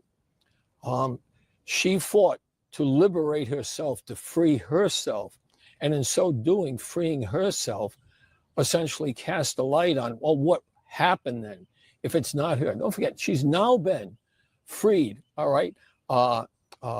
Even though the first trial, because the decision of the jury was not made public, twice she's been found not guilty of murder. And so, these jurors had been at it for hours in their deliberations and weeks listening to testimony. And so, it's when she says she's fought for John O'Keefe, she's fought for her own freedom and getting back her name. And in so doing, it's opened up the eyes of those in the media and just casual observers, why is she fighting so hard? She could take a plea, but she refused to ever take a plea for something she did not do. Was there ever any doubt? Never. In the families? Never. Never. Karen would have been the first to say to me, and I was with her at that hospital in the morning, if she had done something wrong, she would have said, Dad, I'll take my medicine. Never. There's never been any doubt. Karen Reed is factually innocent. All right. She was found not guilty, but I will tell you, she's factually innocent. Look at the body. Look at the wounds or lack of wounds, aside from the abrasions, all right, from an animal, from a dog to his right arm, and to the deep laceration on the back of his head. Look at there's nothing else. There's no bruises, broken bones, torn ligaments. If he was struck by a 6,000-pound SUV, which my daughter was driving, you'd see something below the knees, in the torso, around the chest. I mean, we're all reasonable people. Just look. Just look. You're out of Rhode Island, WJAR. You're former Rhode Island medical examiner, state medical examiner, Dr. Elizabeth LaPosada, I hope I'm saying that correctly, came and testified. And she said those injuries were not consistent with getting hit by a car. So, you know, it's when you look at the physics, the science as provided by ACA, and then you look at the medical testimony and the medical evidence, whether it be from Dr. Elizabeth Posada or from the state of Massachusetts' own medical examiner, Dr. Scotty Bello. She said, all right, that she could not conclude that he wasn't hit by a car. In other words, it's possible. And the abrasions to the arm. And so much so, she could not conclude the manner of death. She could not conclude it was homicide. So, I mean, the evidence was overwhelming, compelling, but still it took us 3.5 years and 2 trials. How, maybe last question for me, how is Karen feeling? Elated. What is the spirit? What is the spirit? Elated. And also her attorneys. I mean, you know, this was their fight too. I mean, the hours they put in, people see Bob Alessi or Alan Jackson doing a cross. That cross, all right, an order of proof has to be developed over several days. You just can't go in cold. You have to develop that. And same thing with the summation. Alan Jackson's summation, which so many people remarked on, all right, was just, you know, so much on the point. I mean, hours. I know he went through multiple iterations. So, sure. Yeah. Sure. Does the family want, because I know Karen says she wants justice for John. Does the family want the case reopened to figure out what happened here? We don't have that power to even, you know, make that wish. We just don't. They have had the resources to look at this case over the last 3.5 years. Given they knew the evidence from ACA, they knew the evidence from the medical experts, they knew the public, all right, was upset. The public overwhelmingly upset about what was going on here. Well, they've always had the resources to look at it. So it's, you know, what they choose to do, they'll do. And if they don't, you know, it's now been 3.5 years. How much of that evidence has been destroyed? Who knows? So, Would it be something that she would advocate for? We just want our lives back. She's got her life back. She's, as she made a statement outside of the court today, I don't know if you were out there. It was incredible, wasn't it? By her fighting for her freedom, fighting for her factual innocence through multiple hearings over the last 3.5 years, 2 trials. That was her, if you will, her statement that not only am I factually innocent and I am being wrongfully accused and charged here, but other eyes need to be brought on this to look at this. So Last question, I'll let you go because I know you guys covered a lot already. Getting her life back, what does that even look like now? I don't think our lives will ever be the same. You know, I mean, this case started off, it was once a time we had trouble generating media interest in this. And now, you know, it's become a national, if not international sensation. And why? Why? Is it because there's a Hollywood attorney involved? A relatively young, successful woman? No, it's because of, all right, all of the dynamics associated with that. What happened? All right, a cop lost his life, found on the lawn of another cop. All right, and you've seen much of the testimony, and then alleged cover-up, corruption, has all of the facets for something that's so intriguing as well as alarming. So, okay. Thank you. All right. That's crazy. So when I was saying, "Oh, I'm having trouble," like I'm zoning out that last half. The minute I said that, then I focused the rest. I think what it was is because I was looking online for other stuff that I wanted to play and reading comments. So it's hard to like absorb two things at once. But yeah, no, that was interesting. So let's just watch really quick though. This angle of when they announced the verdict. Where is it at? I just had it up. Gosh darn it. Hold on. That's weird. I just had it ready right here. Where the heck did it go?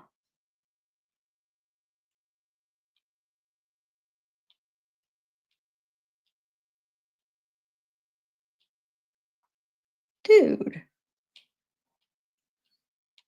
I'm upset. It was just right here. Like I had this YouTube page up. I know you could find the verdict, but it was just the angle. I wanted to play that one.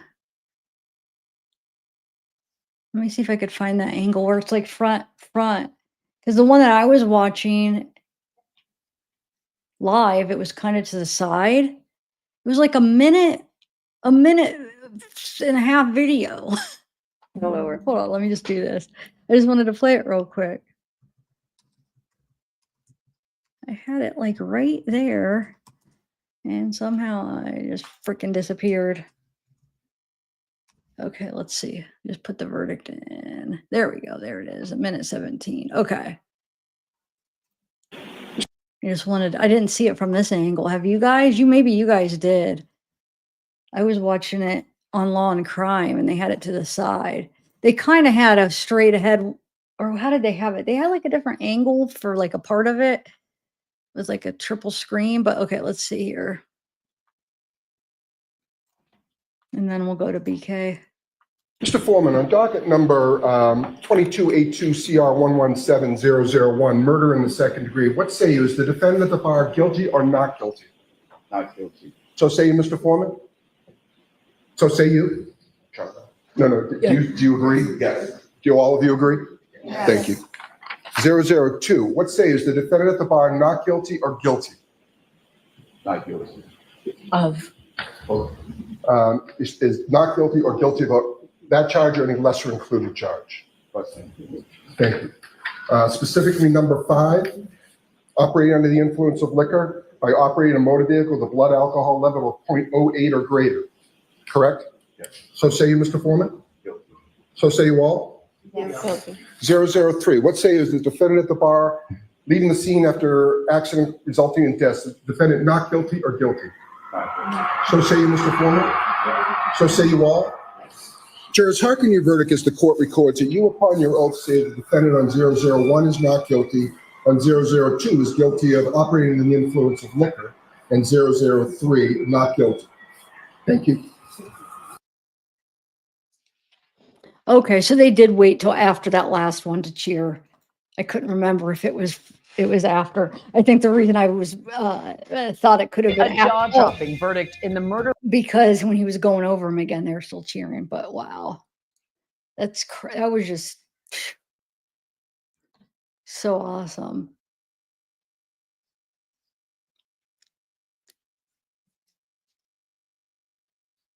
No, she didn't plead to a lesser crime. They said because they didn't name that second one what that second one they asked about what was not guilty. No, she didn't plead to anything. She was not basically, Johnny, she was not guilty for everything but an OUI. That's all. So it was like leaving the scene of an accident, manslaughter, I think was the second one, wasn't it? And then second degree murder. All not guilty. And then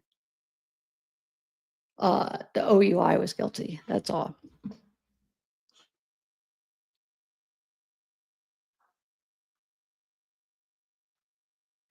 I mean, I know. That's why he said if you caught, and when Alan Jackson was saying like they really can't prove that she was drinking at the time of driving, because when they did do the blood test, I think they did whenever they did that test, did they do a blood test or a breath whatever, uh was after she went to the hospital. So that would have been after she had slept.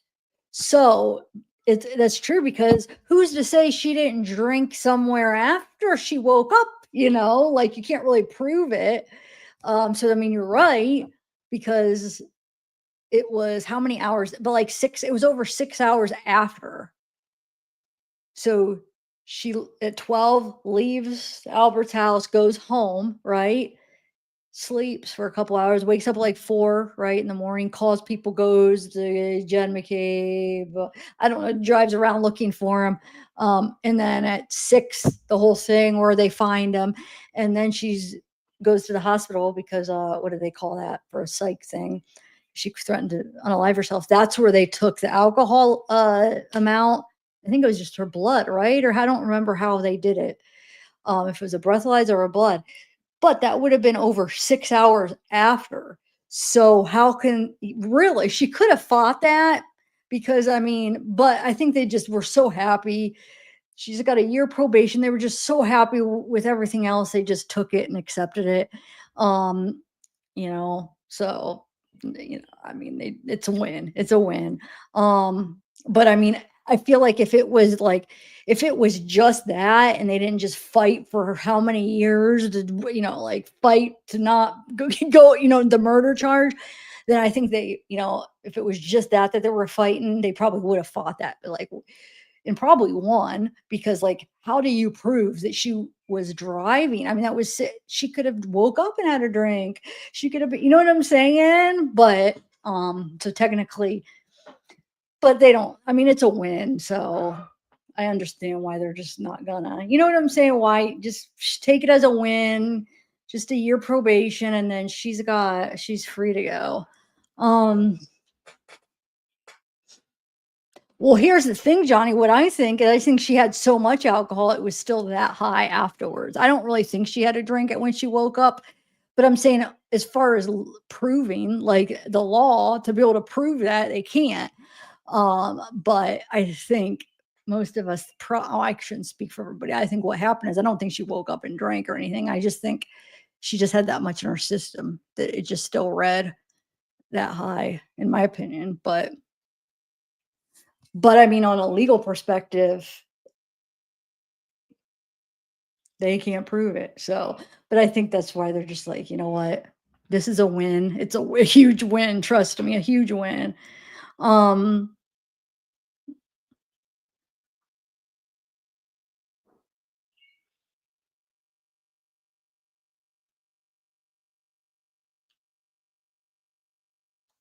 Well, I don't think they are going to fight it.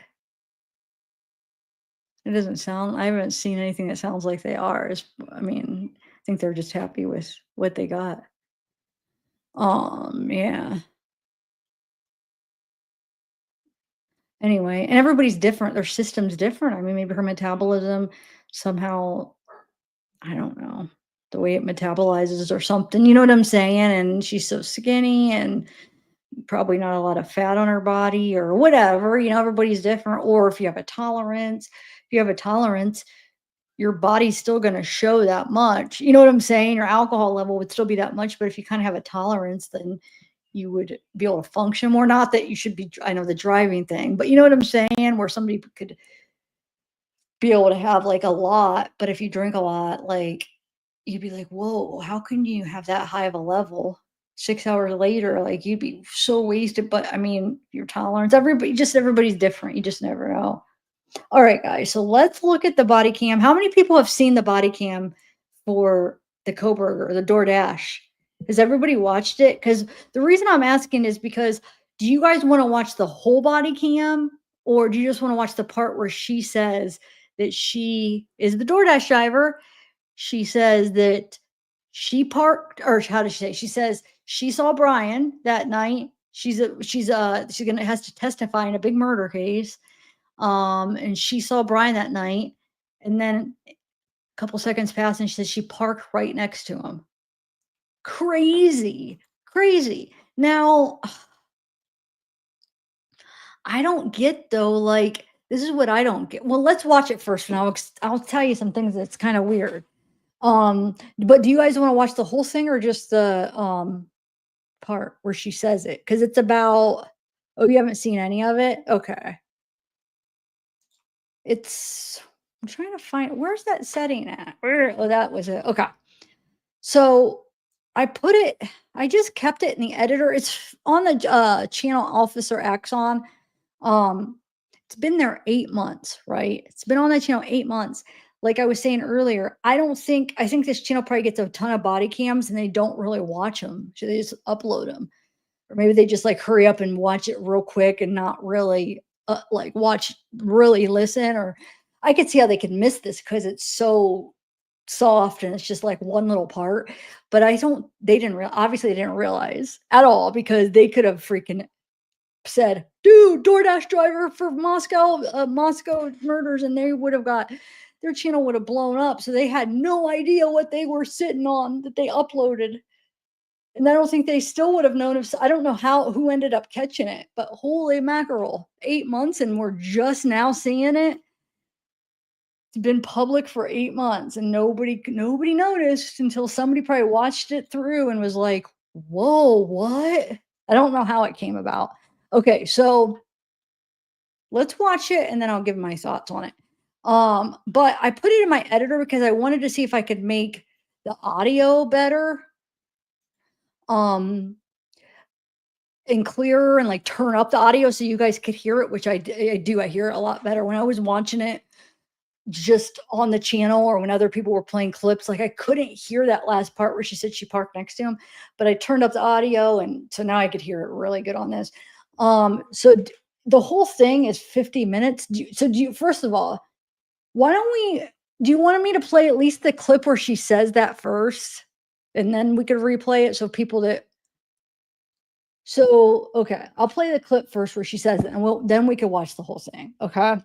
So this is supposedly, her name's Molly McMichael.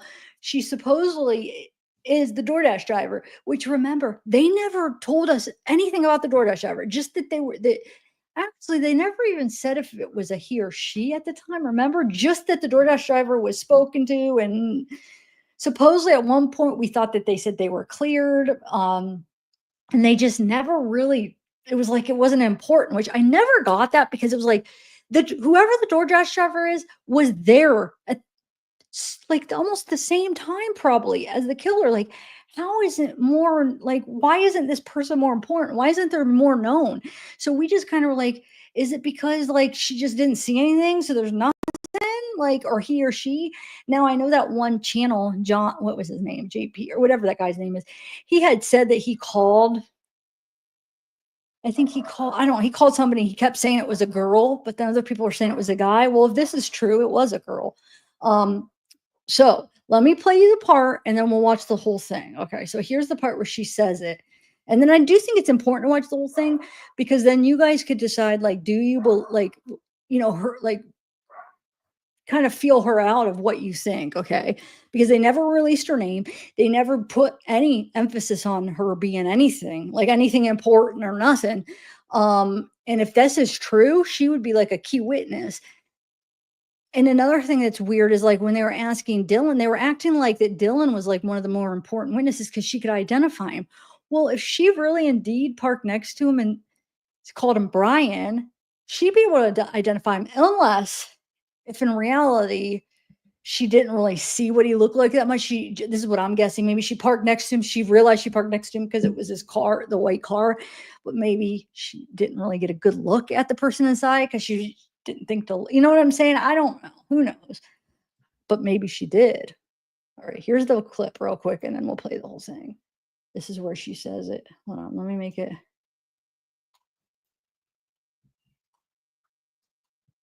Yeah. Okay, here we go. And now I have to testify. Make murder case too, so yeah, because I'm a DoorDash driver, so yeah. You have to testify in which murder case? Murder case with the college girl. Oh. I'm a DoorDash driver, I saw Bryan there. Very nice stuff.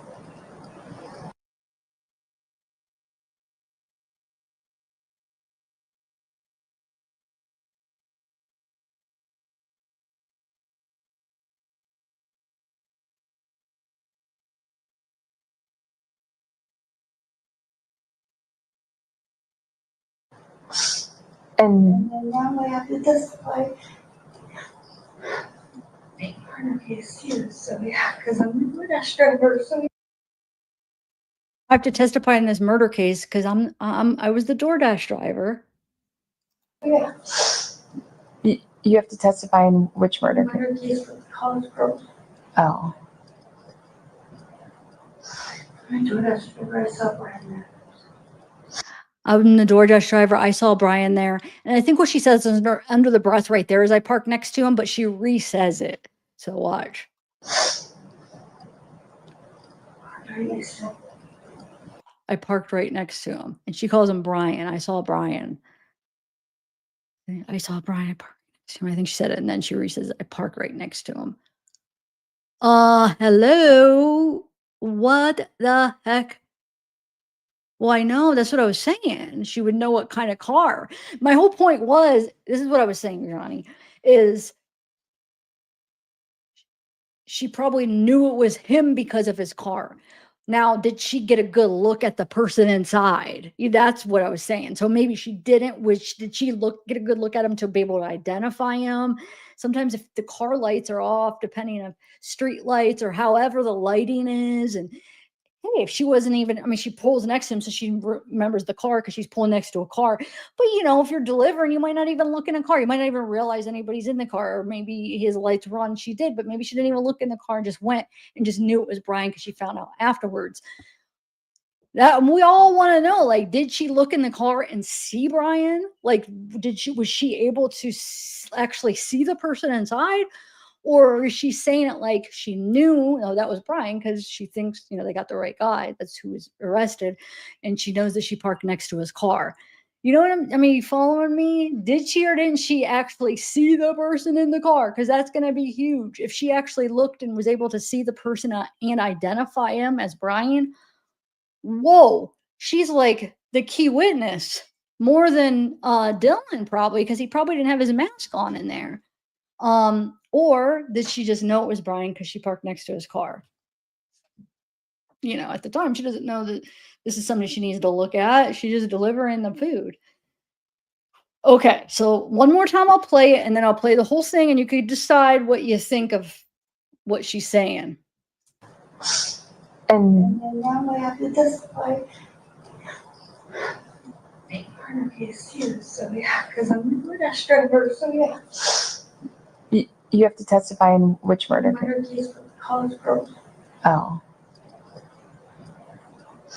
I'm a DoorDash driver, I saw Bryan there. Very nice stuff.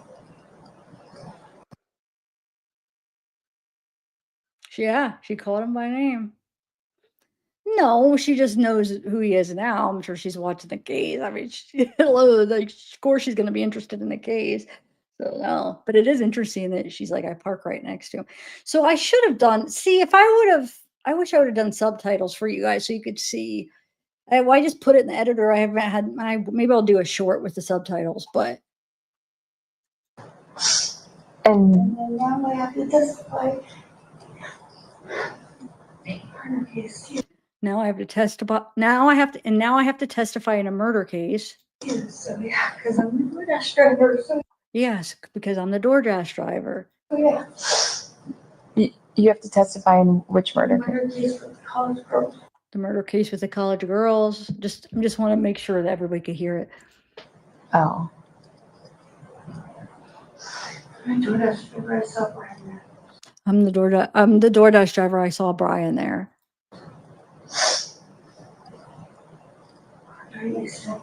I parked right next to him. All right, play it one more time, then we'll watch the whole thing. Actually, I think I could move it up a little. Is that I have it up? No, I have it all up. Okay. And then now I have to testify. Big murder case too. So yeah, because I'm the DoorDash driver. So yeah. you have to testify in which murder? Murder case with the college girls. Oh. I'm the DoorDash driver. I saw Bryan there.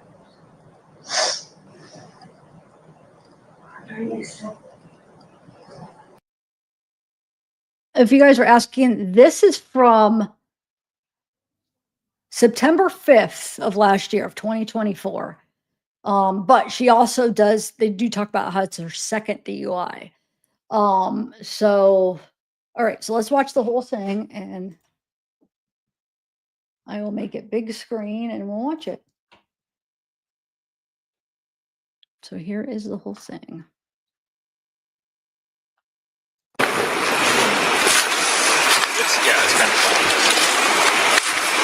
Is that too loud? Real quick, say yes or no, because if it's too loud, I could turn it down. Let me know. I could turn it down in the editor.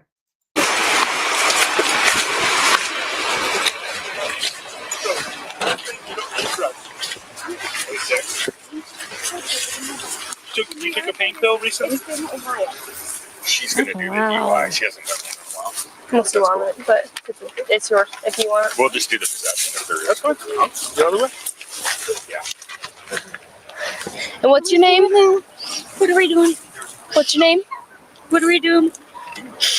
Well, I was going to ask you if you'd do some voluntary field sobriety tests. I can do them, but I won't pass them. Okay, why won't you pass them? Because I have fibromyalgia, I have arthritis, I have a lot of issues with my body. It's very broken. I have nerve damage. I went through this with Jordan last time. Okay. And what's your name? Molly. My boy has my ID. I'm trying to call my boyfriend. It's his truck. Jimmy. Jordan put me over again. Yeah, I'm in Walmart parking lot. The tags, and now they're DUI. DUI again. 510 stuff. Same stuff. Can you get here, please? Molly did tell me about taking a pain pill. No, I'm not. Tell you what kind I'm of standing over here in Walmart parking lot. I was gonna take Molly? Maggie to the bathroom. Did you say what type of pain pill it was? I'm sorry if I missed it. Was it hydrocodone? Yes. Was it a 5 milligram or a 3? No, a 10 milligram. Oh, a 10 milligram. I don't Okay. have a 3. I've been on Oh, them. I'm sorry. I didn't know. Or a 3. I'm sorry. I don't know my pain pills. I think after that leg thing, it would be really familiar. No, I try to use ibuprofen and This is 2 different. There's no way. Jimmy, this is 2 different ones. Jordan's not talking to me. Please. Are you coming? Hey, Molly, I'm I on kind the of need your porch. attention. I know. I'm just. He's coming. He has stage 4 and cancer. He's dying. He's coming. Can he drive? He's having his friend drive him. He doesn't. Or no, he's probably. Are you bringing the Subaru? Okay, he's bringing the car. Yes, he can legally drive. All right, Molly. Hey, we got time limits, okay? So can you I know. So can you hang up the phone real quick? Why can't I can leave tell. him?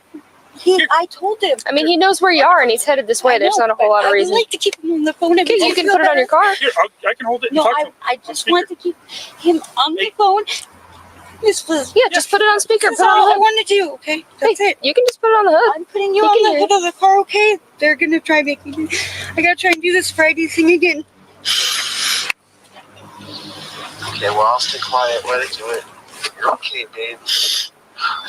I told him that I can't do it. You know you're fine. You know you're sober.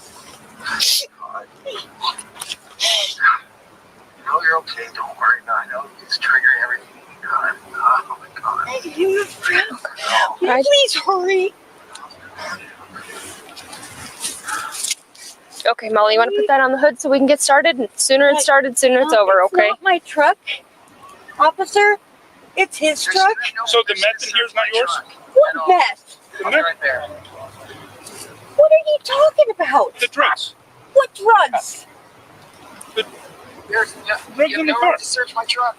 Okay. What drugs? No, I was just clarifying. What drugs? If there was drugs, they're not yours, right? Okay. Just want to make sure. Jesus. He's coming. So Okay, the Mom. drugs are not yours. Just clarify. There's no drugs in there. Okay. There's no drugs. You know that for a fact. Yeah. It's not my truck. Okay. Oh, wait. You don't know. Okay. It's not my truck. I can't. God damn it. Let's just take a step away from the bumper of the car so you're not leaning on it. All I'm right. not leaving. Okay, perfect. And just look right at me. Molly, I'm not going to make you walk. I'm not going to make you lift a leg. We have other tests we can do, okay? Great. All right. So I need you to stand with your feet together. Okay. Arms flat down by your sides for me. All right. Do you wear contacts or glasses? I do. You do? And you're not wearing them right now? I have my contacts in. You have your contacts in. Okay. And They're really dry. any medications other than the hydro that you took? I took a hydro. I'm taking cold medicine. Cold medicine? That's it. Okay. When did you take the hydro? Ish. I don't even know what time it is now. Me neither. 7 p.m. Can I look at my phone and see when I was home? No, that's okay. If you can hazard a guess, it doesn't really make a huge difference. That's the problem. It was. God damn it. I think, I wasn't even paying attention to the clock. Okay. What about the cold medicine? Did you take the hydro and the cold medicine at the same time? Cold medicine. Okay.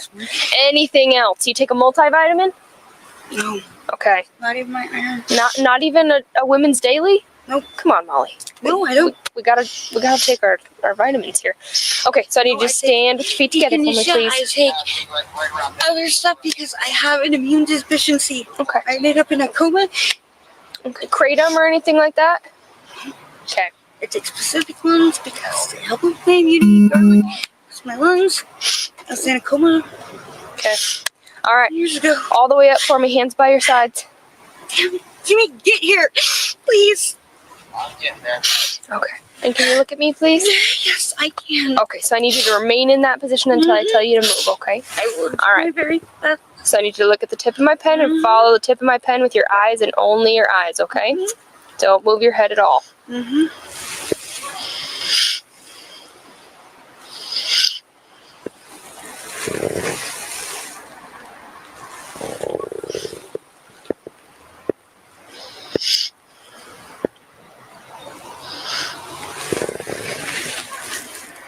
Mikey, hush.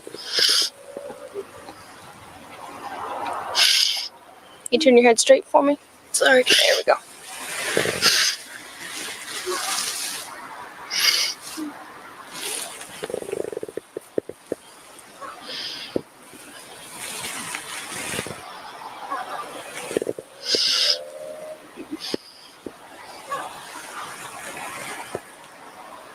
All right. So you can stay in that. It's UTC time. I've explained it on other things. So the Axon, the body cam, usually sometimes they put it in so it takes care of the UTC time. So you usually have to, so depending on where you're at, if it's daylight savings time, where you're at, you have to either subtract or add 5, subtract 5, depending on if you're in daylight saving times or you're not. There's a formula that you use. Sometimes the systems, sometimes the body cams, they'll put it in and you'll be able to tell because it'll say it over here like -5 or -4, and then you know that it's accounted for the UTC time. But if it's not, then that means it's not. So it's not wrong. It's just, it's hard to explain. I've tried to explain it in other videos. So like when I get body cams, I always have to calculate it myself if it's not calculated. So it's nothing really wrong with the body cam. It's just it's the UTC time. You have to do the formula. So, yeah, it's all.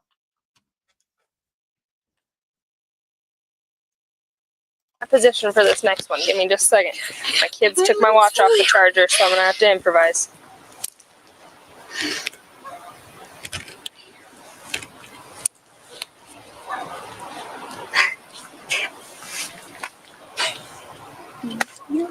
Well, yeah, I mean, at the station, if there's a time there, if it's not on a body cam, the same body cam, it'd be right. I mean, it's the axon, it's the body cams. So they didn't calculate it. Sometimes, like I said, if it's calculated already, you'll see a little thing that says like -5 or -3, depending on what state you're in. And then, oh, they calculated it already, but they didn't calculate it already. So you have to do the math. That's all. I'd have to go look it up and see, where they're at, and I could just do it and see. And if you're saying it's 7, I believe you. That makes sense, because usually it's like minus or +5, minus or +4, minus or +3, depending on where you're at, minus or +6. So I feel like a lot of people don't know that. So a lot of people will think that the body cam's wrong, and I didn't know it. I've known it now for a few years. But I had to learn it. Like I said, I used to think like way back, like, oh my God, it's wrong. And then I learned. I don't remember how I ended up learning. And I was like, okay. But yeah. Okay, Molly. So for this next one, same position. I want you to tip your head back and close your eyes when I tell you to begin. You don't have to do it quite yet. Okay? Tip your head back, close your eyes, and estimate the passage of 30 seconds. When I tell you to begin, you don't have to start yet. Molly, you can look at me. We're not starting yet. I know. Okay. Just wait for you to tell me. So when I tell you to begin, you're going to tip your head back, close your eyes, and estimate the passage of 30 seconds. When you've hit 30 seconds, you're going to look back at me, okay? All right. Do you have any questions? No. Okay. I'm not going to demonstrate that one for obvious reasons. Okay. This one's spring. All right. You can begin.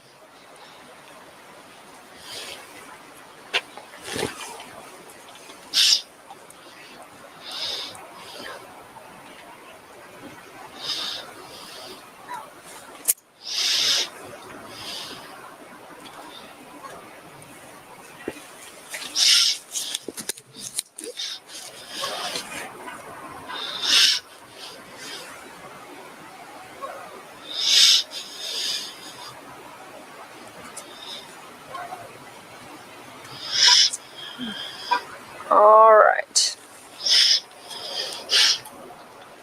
Fast. Real fast. Why would you think that? Last time I got it perfect, so usually I don't get it right the second time. How'd you count? In my head. Well, I got that. What did it sound like in your head? 1, 2, 3. All right. And you're saying your body is in no condition to do any walking or standing or balancing? All my it's up to you. joints are all messed up. My knees dislocate, my hips dislocate. I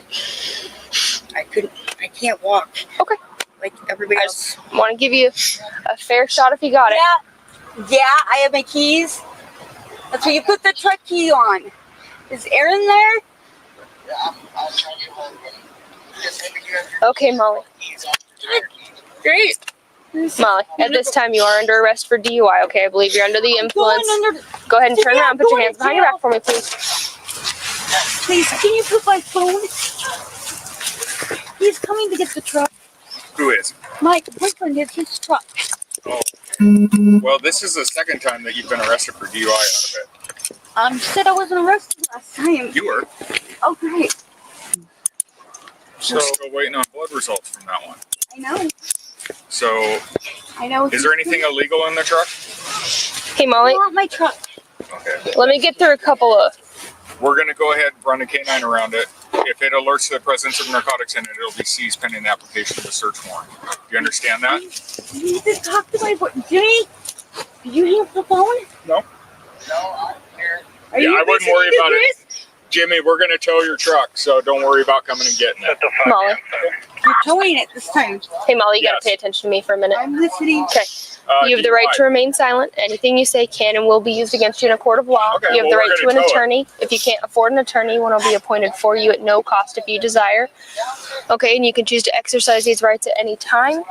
You have the right to have that attorney present before you answer any questions or make any statements. Okay, and you can choose at any time to decline to make any statements or to request an attorney. Do you understand, Molly? What I'm going to do right now. Okay, and you are being audio and video recorded. It is 7:25 on Wednesday, September 4th. Therefore, that was Okay. Do you have anything on you that's going to poke, stick, or cut me? Okay. Do you have anything in the car that you want to go to jail with you? No, I want my stuff to go in the truck. Okay. Do you want your phone to go with you, or do you want your phone to go in the truck? I want my phone to go in the truck because I want my husband to have it. Okay. But he just said the truck's probably getting towed. So, do you want the Then phone? What do I do? I would want my phone if I were you, so I could call for a ride if I end up needing one. You arrested. Well, you're very clearly under the influence, Molly. Okay. Okay. All right, go ahead and widen your stance a little bit for me. I'm gonna make sure you don't have anything sharp on you. Okay, as much as you can. Okay, I know. I still gotta check. It'd be crazy if I didn't check, right? I still gotta do my job. Coleman 4581 in custody. Also.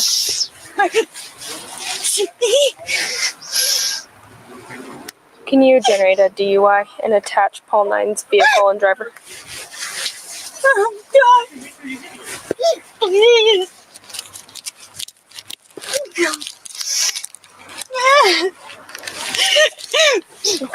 Here, turn around this way for me just a little bit so that way I don't have to turn you so much, okay? I'll get all of those, okay? You need what? You need these in front. In front? Yeah, I can put them in front. Give me just a second to get these coins, okay? Can you take a step back so I can get the coins? We can go from there. That sound good, Jimmy? Okay. All right, let me get the coins before I forget about them, and then I'll put them in front.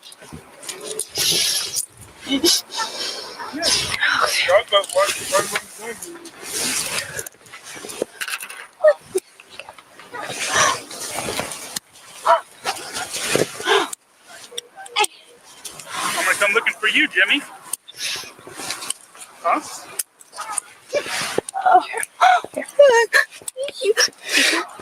So, backs same ways in the back. There you go. Perfect. I just want to see if people are going to cooperate and take ownership. That's my. When doing my job, right? I like to see if people are going to take ownership, or if they're just denying a back window court. Okay. So, Nerve damage. She wanted them in front. Yeah, he did it for me last time. I couldn't walk back Molly, there. I know you got to get some help, girl. I don't even have anything to do with Justin anymore, or any of them. Drug, you got to get help with drugs. Molly, you sure you don't have any needles on you? No, I don't Okay. have anything here. Okay. Because I'm breastfeeding a baby. I really don't want to get stuck. Anything on me. Okay. I'm not a bad person. We're waiting on the flood right now.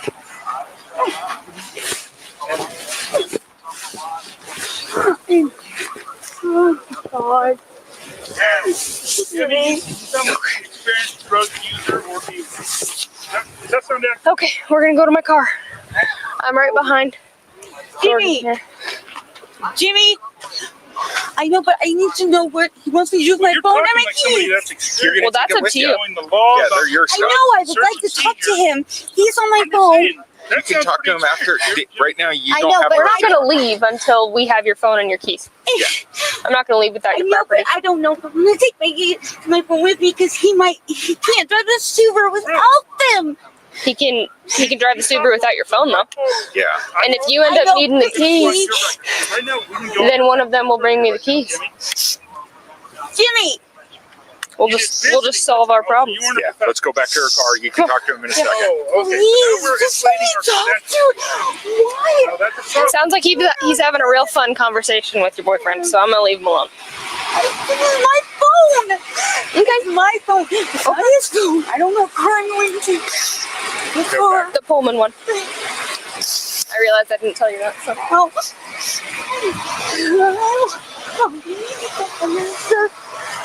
What do you want? Filling up your dog?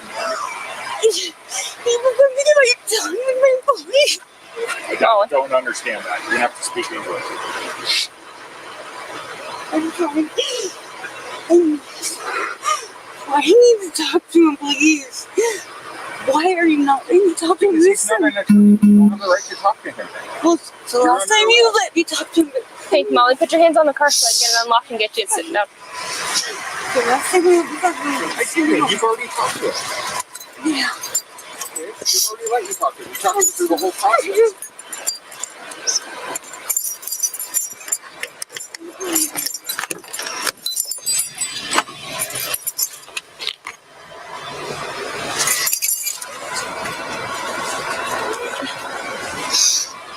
Molly, what's right here? Hi. Oh, yeah, that's just the cup part. Stressed out. All right, have a seat.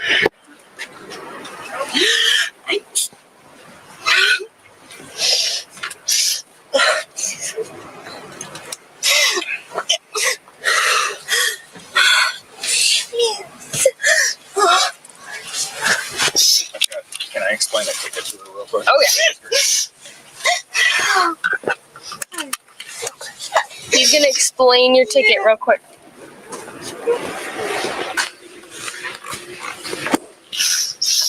All right, let's get you over there.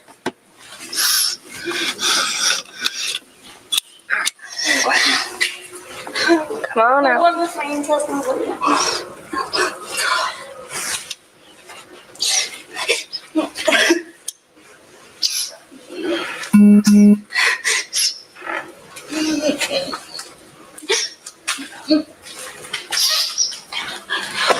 Alright, then we're gonna come right through here. Okay,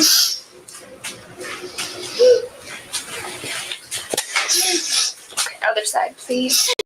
Thank you. Someone open the door in. And then you can go have a seat in that chair, okay?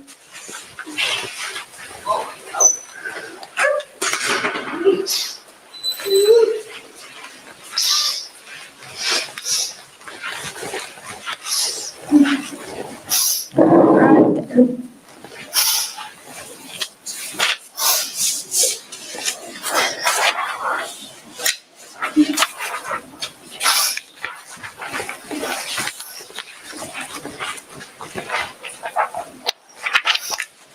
Just a second.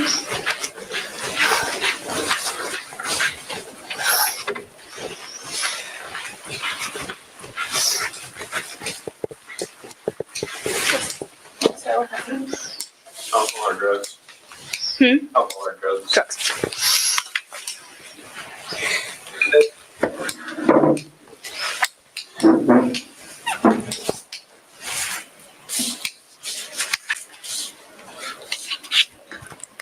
Pullman 458 case number and time of custody.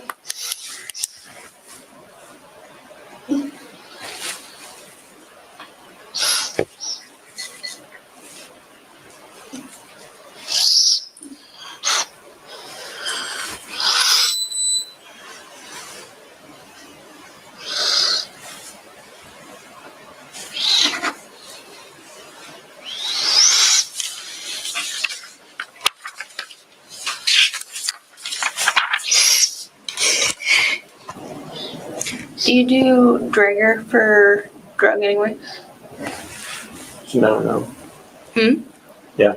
So no, and since it's just flat out DUI, they need all their implied consent and all that stuff.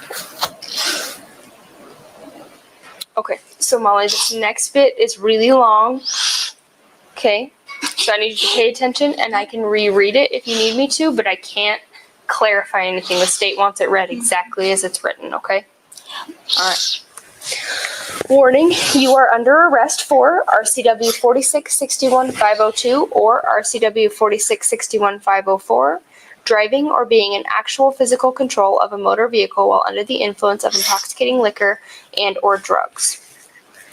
Further, You are now being asked to submit to a test of your breath, which consists of 2 separate samples of your breath taken independently to determine alcohol concentration. You are now advised that you have the right to refuse this breath test, and that if you refuse, your driver's license, permit, or privilege to drive will be revoked or denied by the Department of Licensing for at least 1 year, and your refusal to submit to this test may be used in a criminal trial. Do you acknowledge that I've read that to you? Yes, I do. Okay. Will you now submit to a breath test? Okay. So you can do this standing up or sitting down, whichever is easiest for you. What I need is for you to wrap your lips around this tube and blow into it as hard as you can for as long as you can, okay, until I yank the tube out. Okay, keep going. Don't stop on your own and don't suck back in because that counts it as a refusal. Okay. Okay. Big deep breath in and just try to breathe out. Tough but steady. Okay, you don't have to as hard as you can. Okay, big deep breath in. Sorry, I might go straight. Okay. And go. And blow out. Okay, keep going, keep going. Almost there, keep going. Keep going, keep going, keep going, keep going. Almost there, almost there, almost there. Good job. Almost done. Almost done. Perfect. Perfect. Beautifully done. We have to do that one more time and then you're done. Okay. You want tissue for your nose? Here, just keep it away from your mouth as much as you can, okay?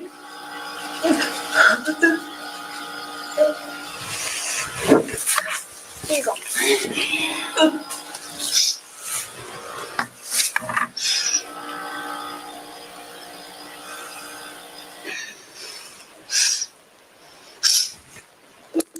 Okay.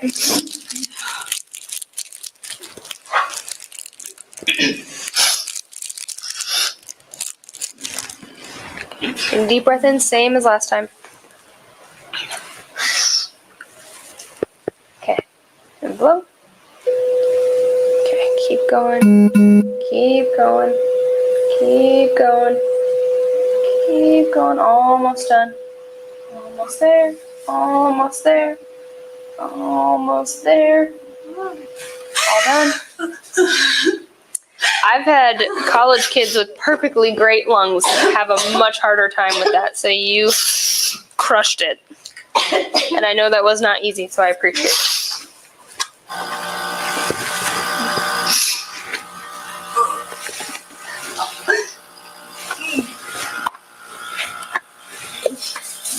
I need your shoes off and in this bucket, please. If you can't reach down and grab them, if that's super hard, you can leave them right there. Not the end of the world.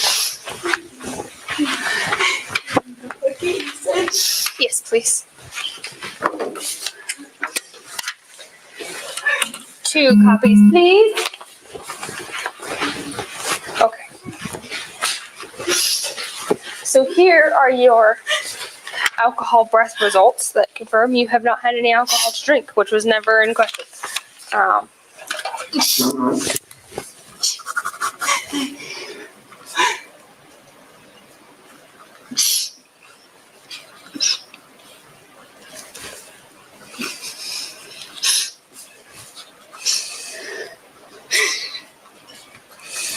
Okay, so you get a copy of this. You also get a copy of your request for DUI hearing form.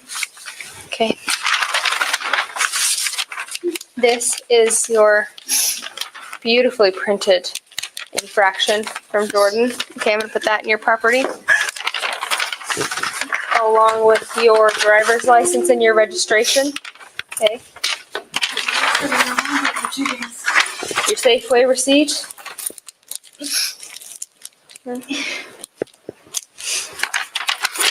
And your change. But I'm going to count the change in front of you before I put it in there. Okay. You have 4 pennies, a quarter, and a nickel. So 4, 9, oh gosh, 4, 34 cents.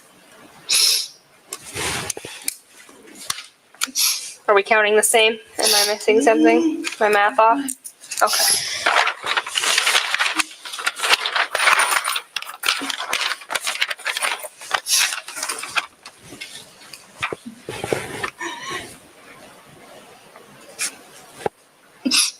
Are you wearing a belt? No, right? Okay. If I leave your scrunchie in your hair, are you going to try to hang yourself with it? Okay. Well, I have to ask for a reason.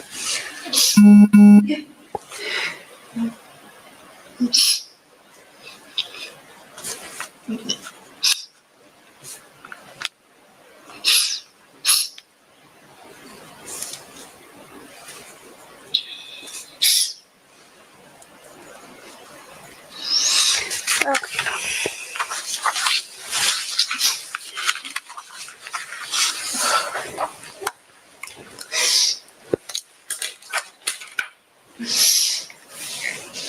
All right, Molly, so we're going to go right back in that cell A there. That's going to be yours. So this is a holding facility, not a jail. So you can be here for a max of 6 hours while I get my paperwork done. Okay? Max of 6 hours. I'm still waiting on Jordan to drop your phone back off, but once he does, it'll be placed in your property. Okay? And you can take the water with you. Do you want a blanket? Okay. I mean, it's definitely not going to hurt anything. And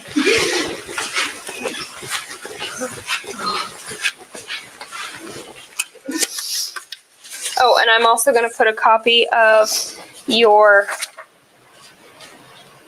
notice of hearing in there too, okay? So make sure you're in Pullman tomorrow for that, okay? You're fine.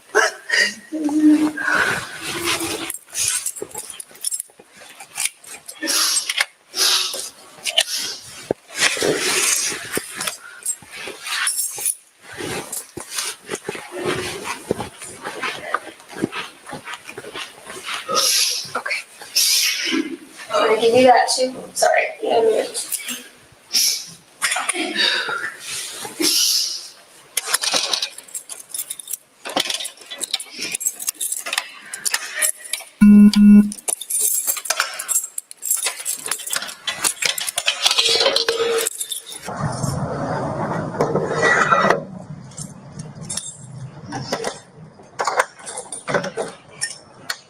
Hey Molly, my name's Heidi Lambley. I'm a police officer with the city of Pullman.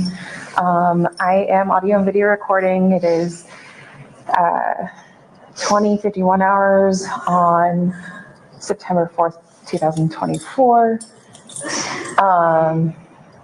Could you come out and can I talk with you for a bit? Well, come out and I can explain. You can bring the blanket if you'd like.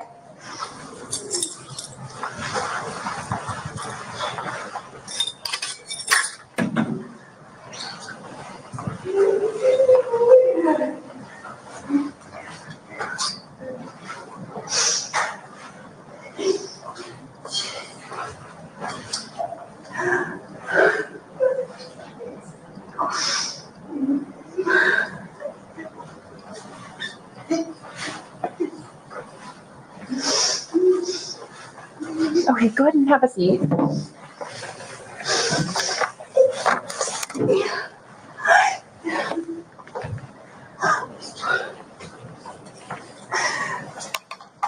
Okay, so I know that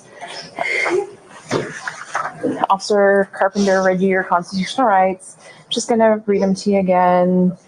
You have the right to remain silent. You have the right at this time to an attorney. Anything you say can and will be used against you in a court of law.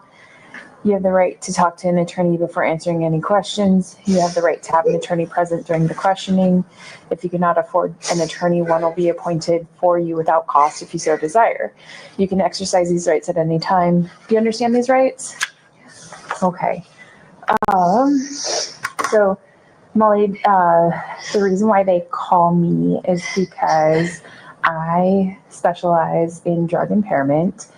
And I get a lot of extra training and learn about different issues that can mimic drug impairment, including medical conditions. And I have evaluated numerous people. Some I have found to be under the influence of drugs, some I have found to be impaired by medical conditions, and some I have found to not be impaired at all. My understanding is that you were arrested for DUI tonight, and that you have a ton of medical conditions. I was curious if you would be willing to talk with me about what's going on and let me look at some things like your eyes, your vital signs, things like that. Is that something that you would be willing to do? Just you what?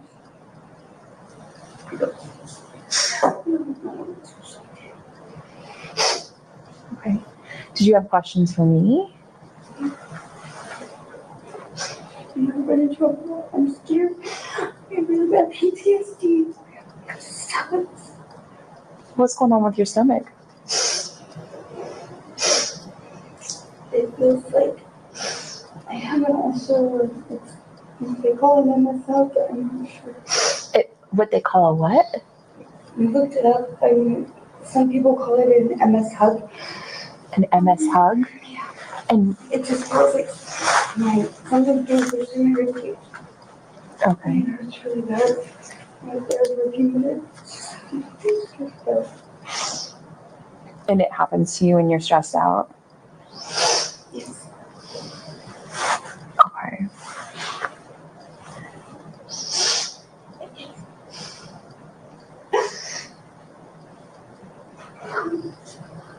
So this is your first time in trouble? Okay. It is definitely stressful. I have seen this happen quite a bit. But like at the end of the day, you are going to go home, and our goal is to make sure people are safer on the roadways. I wasn't trying crazy. You know, with my dad's. Okay.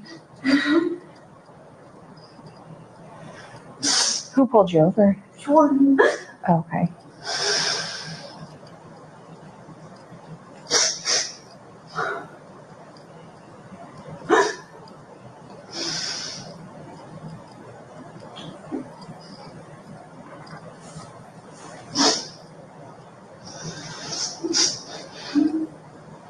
So,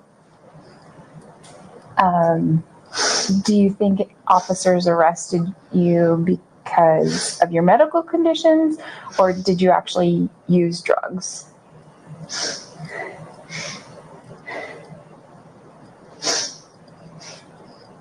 I told them that I took a pain pill quite a while ago for my back. Okay. I've been on them for years and years. So my parents, no problem. Well, one of the officers also expressed that they believed you're under the influence of stimulants. Did you take a stimulant today? I did my communism this morning. I have an immune system deficiency. I get sick and it gets bad really quick. So, When I was in 2003, I was sick. I was all of a sudden sick, and then within 24 hours, I was put in a drug-induced coma. My right lung was completely filled with fluid. My left lung was completely filled with fluid. We took Juror got over 99 until I was halfway to Spokane, Oregon. okay. I have to watch my health be careful. You have to watch your what? I have to watch my health be careful. Okay. What medical conditions do you have? I have rheumatoid I have fibromyalgia, I have So you have arthritis. rheumatoid arthritis. Okay. My joints are always dislocating. And also, my upper shoulders, my arms, I forget what it's called, but they, basically I'm getting blood flow and then my veins to my arms. Okay. Because my chest is too large. It's cut off and hurts. I don't work right all the time. I don't know where to go. Did a doctor diagnose that, or? My doctor includes, yes, they're all diagnosed. Okay. I have PTSD, I have depression, I have insomnia. My husband was murdered in front of me. He was shot 9 times. I got friend Where did that happen? in Moscow. In Moscow? Yep. When was that? Really? Yeah, but really. So that's it. I'm just worried because she's like one of those people. I feel like I've met people like this, and maybe it's legit. Maybe she just has really bad luck. But some of those people that just, I'm sure some of it's true, but claim like they've been through a lot that maybe, I don't know. Sometimes it just depends. Sometimes the person has really had horrible luck, but sometimes it's like a person has maybe been through some of it, but they like exaggerate and add things on top of it. I don't know. I'm worried that it is true that she did see Bryan Kohberger there, and they're gonna attack her credibility from this video. So she said that she witnessed her husband get killed. I think by cops, or let me see how no, he got shot or something. She just said, I witnessed my husband get murdered or something. Hold on. So I don't know. It's like, did she? So my problem is what if they look that up? Maybe they'll look it up and then they'll see there's records and it's true. Then that's actually, that'd be a good thing as far as, okay, well, maybe she's just this horrible luck, had all these traumas. But what if that's a lie, that one, and they look it up and it's not even true? Like, and they know the scenario and she didn't witness her husband get killed. Then that's going to kill her credibility for the Moscow thing, for the Idaho4. I mean, maybe it's true. I don't know. But let me rewind it because it's hard to hear exactly what she says. All right, hold on. So this is before, see this right here where this cuts, that's where she talks about Moscow or the Idaho4. So it's like right before she's listing out all these bad, horrible experiences she's been through. I mean, maybe. Let me rewind it. Did a doctor diagnose that, or?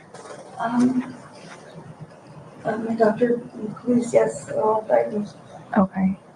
I have PTSD. I have depression. I have insomnia. My husband was murdered in front of me. He was shot 9 times. My husband was murdered in front of me. He was shot 9 times. That better be true. I mean, that sounds horrible to say it like that, but I mean, if the stuff she's saying about Bryan parking next to him and she's their key witness, that better be true because now this is all over online. Everybody's replaying it. Of course, the defense is going to get a hold of it. And did I say state earlier? I mean, the defense, if they somehow are, I don't know if they're allowed to bring this in. Would they be allowed to bring this in? This video? I don't know. I'm trying to think of the laws. Like maybe they wouldn't even be allowed to play this. But if they are, and they find out that's not true, there's her credibility. But I'm not sure. Would they be allowed to? I get confused about laws sometimes because, like sometimes you hear like, oh, they can't, like with Wade, they couldn't even like talk about past arrests or like certain things, or they couldn't play. Yeah, remember the cop, that body cam that they were like trying to fight because it talks about his past arrests. So I know she's not the suspect, but I don't know.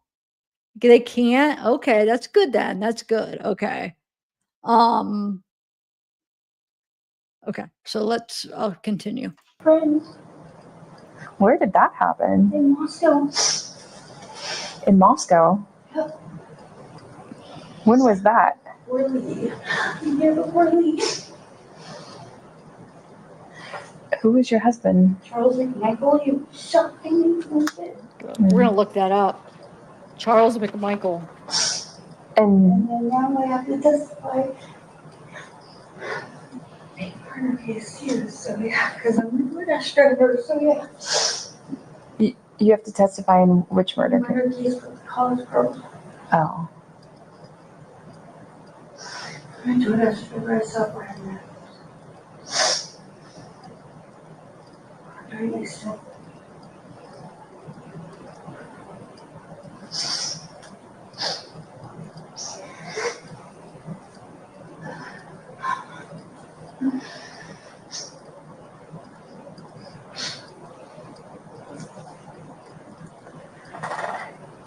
Car accidents, rapes, abuse. Okay. So you think it's all of those issues that make it look like you're under the influence of drugs? Did she say she was abused? What was the last thing she said? Hold on, let me hear this again.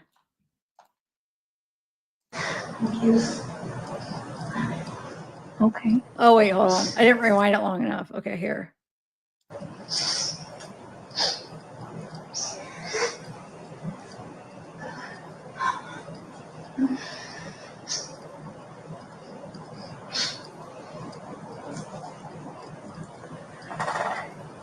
Car accidents, rapes, abuse. Okay. Oh. So you think it's all of those issues that make it look like you're under the influence of drugs? No idea. Okay.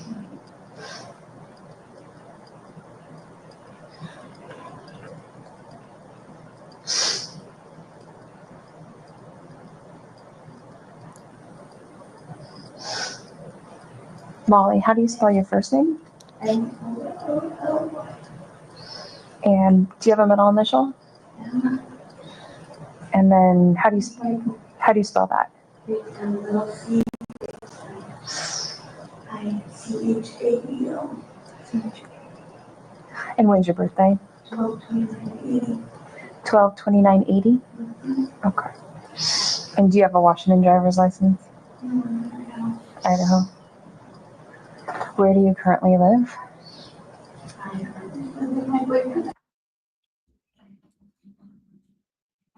Well, I'm gonna, I thought that they would have redacted that, at least the creator, so I'm gonna skip past that. Hold on a second. Let me see if they redacted the address.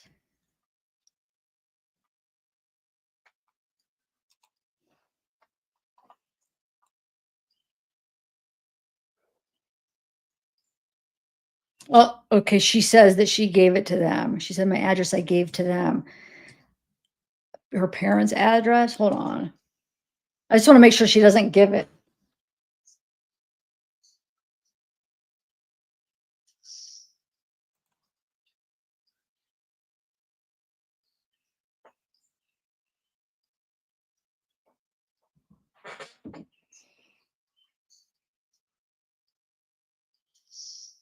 Hold on one second. I just want to make.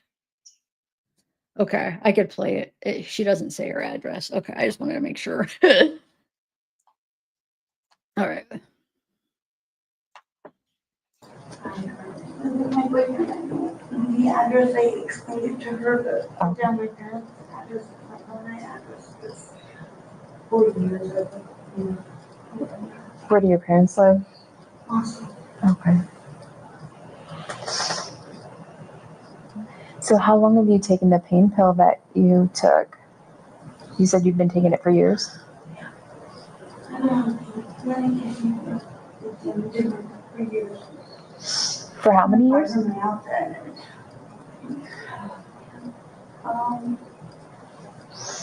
Let's say they started I went to law first, and then, when my husband died, so.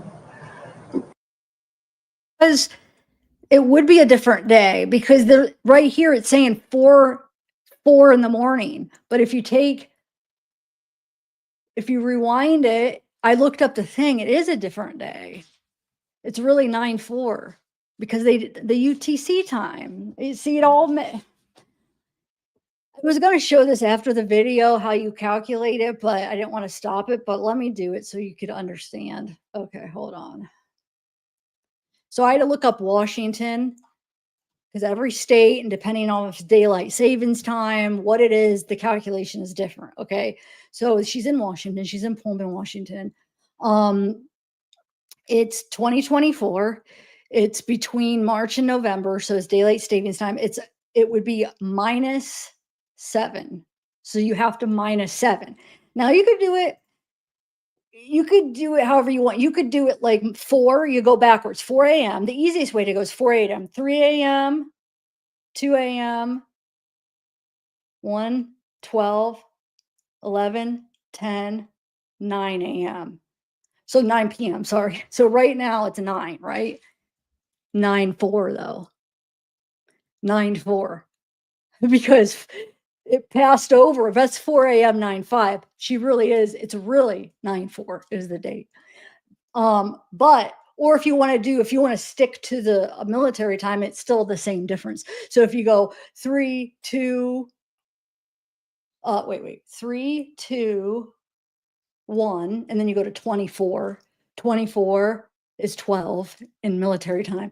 24, 23, 22, 21. What's 21 in military time? 9. 9. Or if you want to count it down 12, it's the same difference. However your head, it makes sense. So right now it's 9 p.m. on 9/4. So it's September 4th at 9 p.m. That's why the date's different, because if you add 7 hours, it takes you to 4 a.m. on 9/5. That's all. It's no like conspiracy or anything. It's just, that's all it is. It's just the UTC time. So, oh wait, I thought I had that up. Where did that go? Where did I have that UTC? Right here. Yeah, right here. Let me make it bigger. So, like I said, you have to go to where it was at. Usually the state's good enough, but there are certain states that have different times within the state. So I always like to put the city and state, but and then you just find if it's daylight savings time or not. And then if it wasn't, it would be -8. So from November 3rd to March 10th, it would be -8. And then from March 10th to November 3rd, it's -7. 2025, sometimes it would looks like it's the same, but they just do it by year. There's actually a a time zone thing that you could do it. So yeah, that's all. You just have to figure it out. So look, this is a little bit easier way. So here, I should have looked at this. This is actually where I usually look, right here at this top. So it's September -7. And then if it's November 3rd or after, up until what, March 10th, it's -8. That's all. And then you just minus it. But some body cams, what they say, if you go on the Axon page, it'll say sometimes the people, whoever set it up, they'll actually put it in so it's calculated. So they don't, like, it's actually already calculated. It just depends on who's setting it up and if they put in the calculation or not. Obviously, it's a mix. I find a mix. Like, I feel like I'm not saying more times they don't. I feel like it's a mix. Sometimes they do, and then sometimes they don't. But chances are, if the time doesn't make sense and you're like, wait, that's what it is. It's not like this big conspiracy. It's just the UTC time. That's all. No, she gets arrested at 9/4. Huh? You're not understanding. You're really not understanding. If you're saying she gets arrested on 9/4, that makes sense.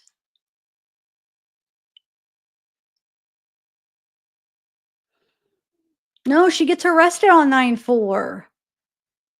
When it was even before that was still 9/4. Hold on. I'm sorry. I'm just like, I don't know. I'm a little bit grumpy right now.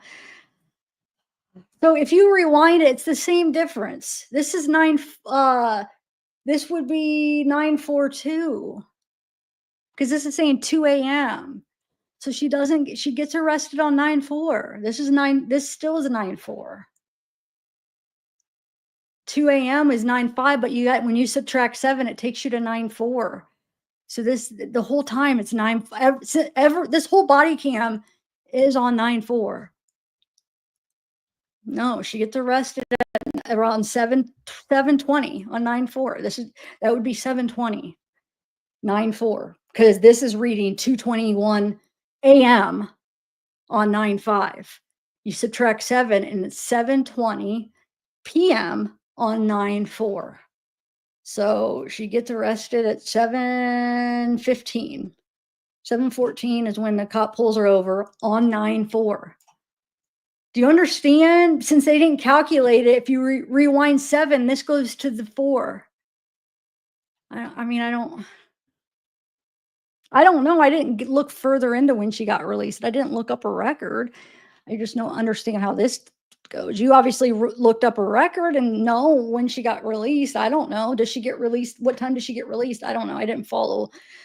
I didn't go through and see. Does it show her get released here?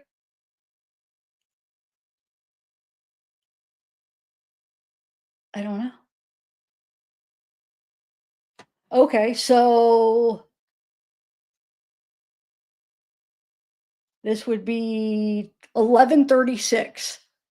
So right here, they did calculate it. Look, perfect example. Yes. So there's different body cams. So this one, look, like I was telling you, when they calculate it, it'll have the minus on the top. This one's calculated. And that's why it says 9-4 at 11:36, because this, whatever this body cam they're using right here, they calculated. You could see them jumping in between body cams. It's not one body cam. It's a bunch of different body cams. You've seen the guy's body cam, the girls with the glasses, somebody else's that it's not the girl with it. I mean, there's different body cams. This body, I'm so glad that you could see the difference. So if you see this, you know it's calculated already. Exactly like I said, you'll see the -7, -6, minus whatever. You'll see that if it's calculated. So right here is the right time. 11:36, 9-4. Make sense? I hope, Mary, because I'm not sorry. I don't mean to be. Oh, I'm just a little grumpy for some reason. PMS. I know you could probably understand that. It's going to be a bad one. I could tell because like I get like a week before I just started getting this like a few years ago. I don't know how long ago. I get it before and I could tell like, well, the PMS bad. It doesn't really mean that the period's going to be bad. It's the PMS is bad. Like every morning I've been waking up and have to lay back down because the cramps are so bad. So I'm a little grumpy. So I'm sorry. I am, but I'm glad that I could show you that. So that now you guys know what to look for. I'm actually glad that we have one that shows it, because I was trying to think like, where can I bring up a body cam where it shows the minus so I could show, but I couldn't think offhand. But yeah, okay. So let's continue 38. Plus I'm hot because I have my air off. Oh, okay. Where do your parents live? Awesome. Okay. So how long have you taken the pain pill that you took? You said you've been taking it for years?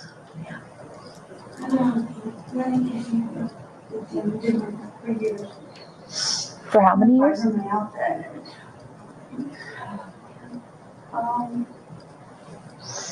Let's say they started I went to law first, and then when my husband died, so that was in 2013. They started me on Hydrocodone? Okay. So was it a high? You what? I'd already been on it. And so was it a hydrocodone that you took? Okay. So you didn't take any blues or fentanyl or anything like that?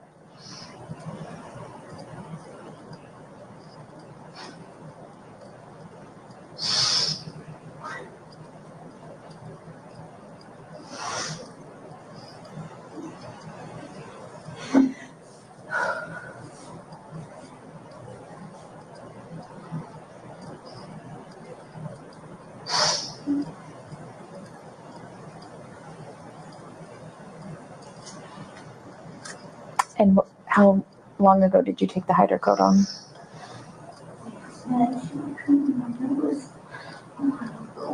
A while ago. Was it morning time or later? Afternoon time.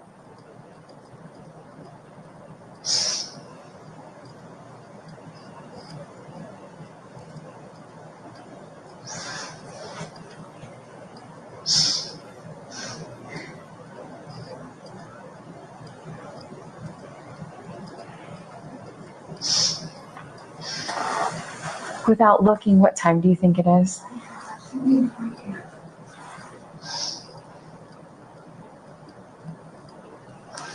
And what is today's date? You don't know? It was Wednesday. I really need to because of the dates home. What have you eaten today and when? I had again gently soup, and I said cheese, broccoli, and potato. Before I left the house. So you've just had one can of soup today? Yeah, and I'm here, my stomach gets really upset, and I start throwing up. Okay. I drink recoveries. What have you had to drink today and when? I have had a coffee from daily grind. I have had a coffee from I mean the frappuccino one with all the sugar in my I have had pepper. I've had yellow peppers. I've had 5 bottles of water. Almost there.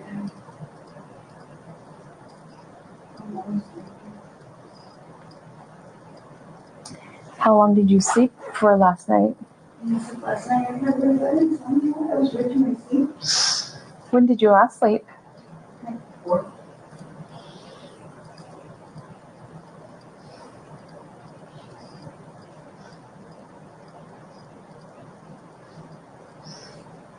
How long? Oh, I'm sorry? How long did you sleep for?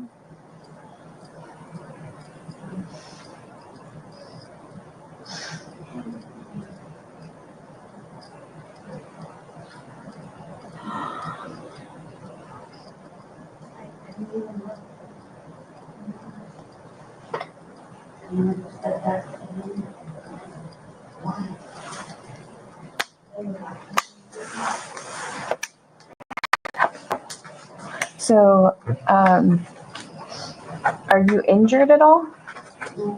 No injuries. And your illnesses include fibromyalgia,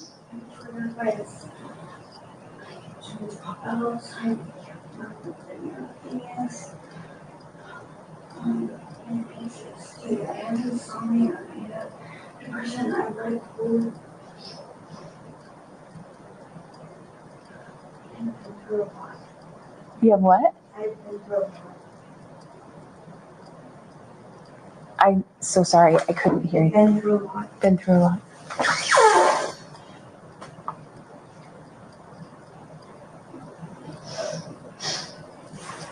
Are you diabetic?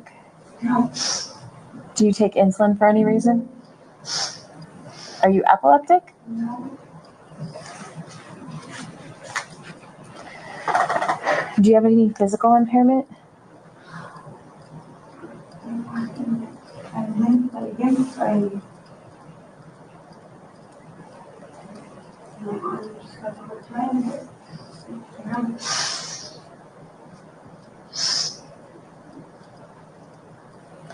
Are you under the care of a doctor or dentist? No. Okay. Who is the doctor that you work? Doctor retired. I have a hard time because I haven't found a new doctor yet. I'm working on it, and I'm working on it. Who was your last doctor? Sandy Elvis. Sandy? Mm-hmm. Is that okay? And is that Sandy last name or first name? Sandy Schwartzman. Schwartzman. Doctor or a nurse practitioner? She was a nurse practitioner.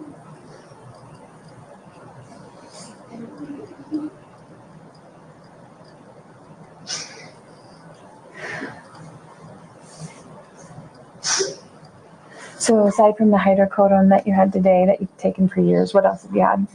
Cold medicine this morning. What type of cold medicine? It was Sudafed. It was a double pack. I have to be careful. I was in a coma. 2003. I was just fine within 24 hours. I was putting a drug induced film and shit with this cocaine 2 weeks on ventilator. They don't put me on an IV or anything.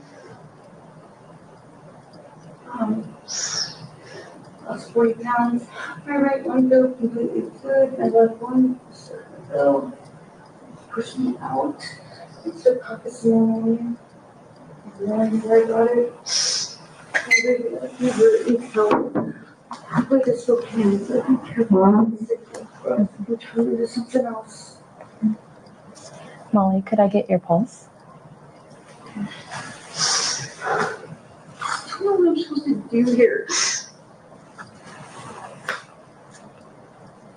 You're in trouble with my life.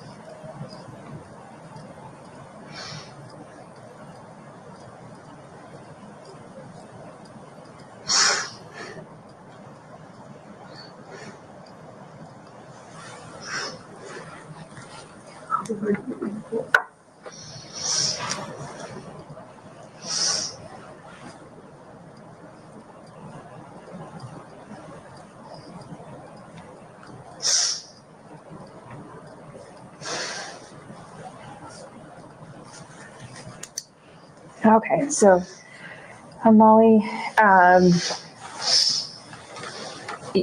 it's completely up to you on what you want to do. If you want to participate, tell me yes. If you don't want to participate, tell me no.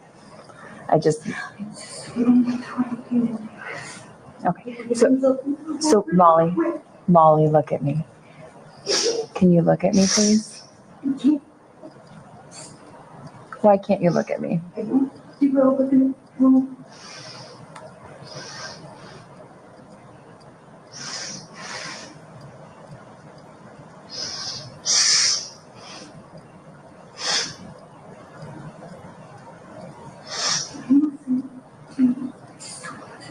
You just don't want to look. I can't look at my boyfriend. You can't even look at your boyfriend when what? When we're fighting or anything's going on, or just have a hard time.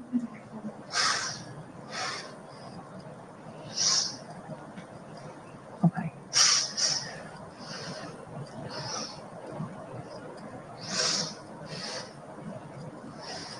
Dyslexia, I need anxiety, really bad anxiety.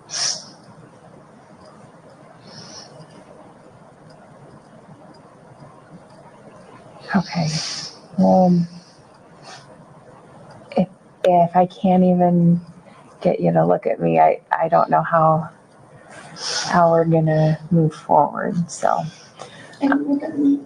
I'm just gonna have you go sit back in the cell. Molly, it's very rare that I come across people that are having this many issues. I've never been in trouble. Okay.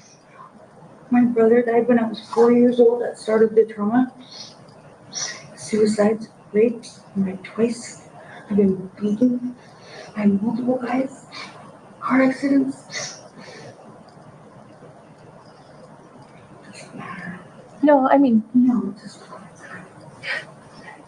trust me, people don't call us when they're having a good day. In fact, we very rarely see people on a good day.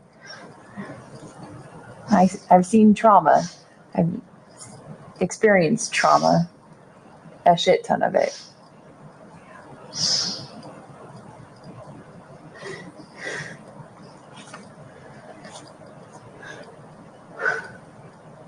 All right, I'm gonna have you go sit back in your cell.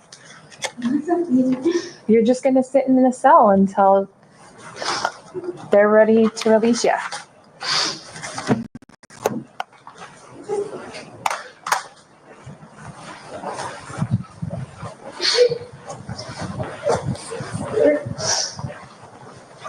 Molly, do you have problems with tight spaces? Is that the issue? Never been in trouble. Okay, so Molly, I already know you've been arrested for DUI before. Really? He took me to the hospital, he gave me blood draw, and then he let me go. That's an arrest for DUI. He told me actually I wasn't under arrest. When I said I was under arrest, he said I wasn't. So yeah, I've never been in trouble. Okay. Well, go ahead and you can head back into the cell.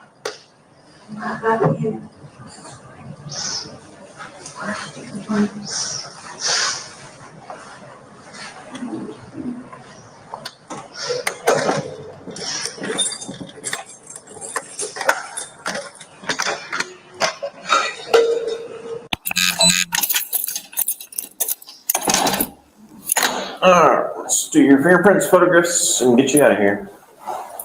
Leave the blanket in there.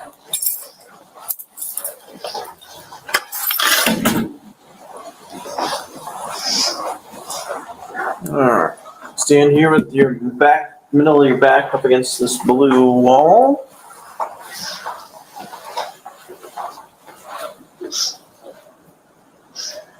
Okay. That's alright. Just look straight ahead of this camera. Okay. Leave your body still, but turn your head all the way to the right. So this way. Leave your body still. Okay. Turn your head all the way to the right. Look at that dot over there. See that red one? Turn my head that far. That's as far as you can. Okay. Can you look back at this camera straight ahead? They had to retake that one. Okay. You good on both? Okay. All right.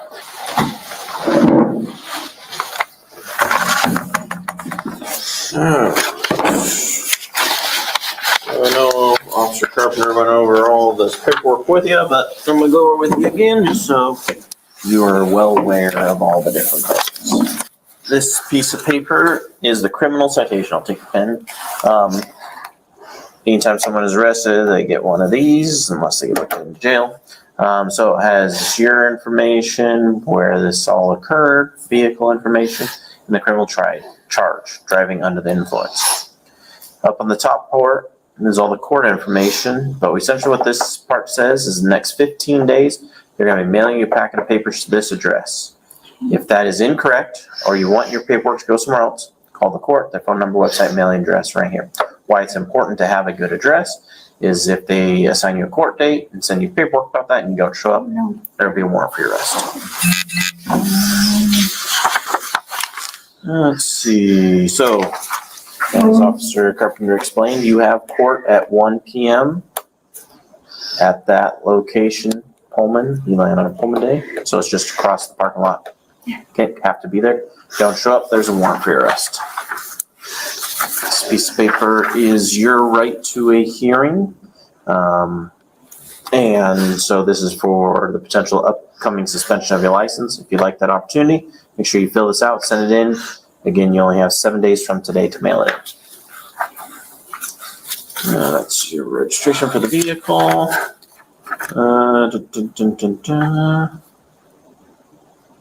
Looks like this was maybe you handed it to her or something. Oh no, this is the deputy. The deputy pulled you over. Looks like he issued you a citation for failing to renew your registration. Did he explain this to you? Yeah. Okay. Just remember, check 4 boxes. One of the 4 boxes, mail it in within 30 days.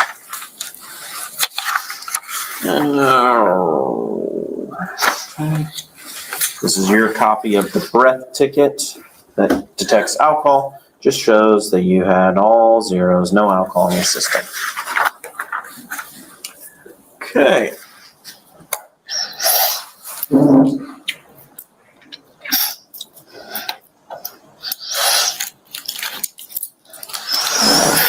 Now that you got your property back, I just need a signature right here that we gave you everything that we're holding on to.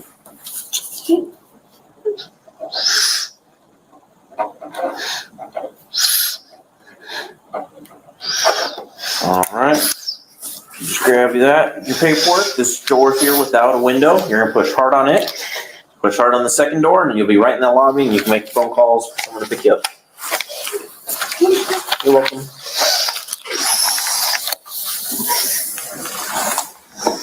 Have a good night. Thank you. You too.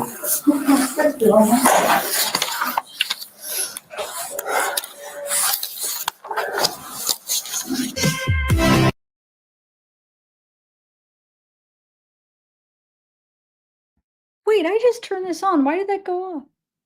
Hold on a second. Hold on 1 second.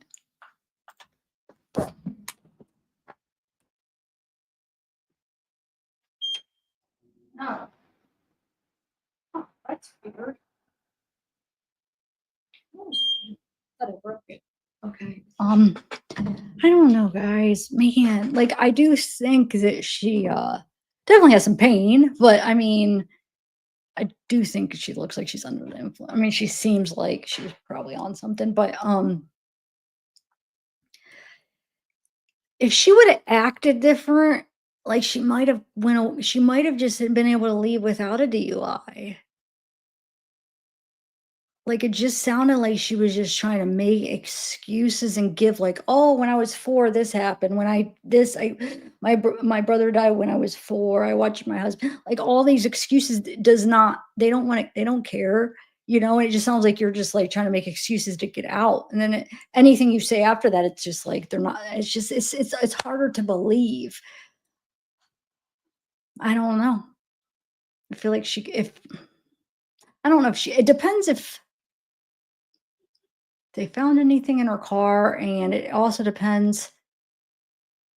I mean, she wouldn't look at the officer or the girl, but she admitted to taking hydrocodone.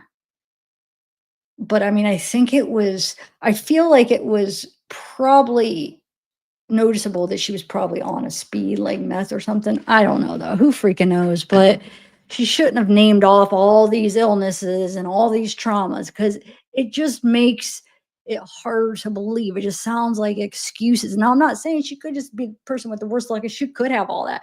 But that's the wrong place to just sit there and list it all off like an excuse. It doesn't matter what your issue is. If you are high, they don't care if you've been through trauma. You know what I'm saying?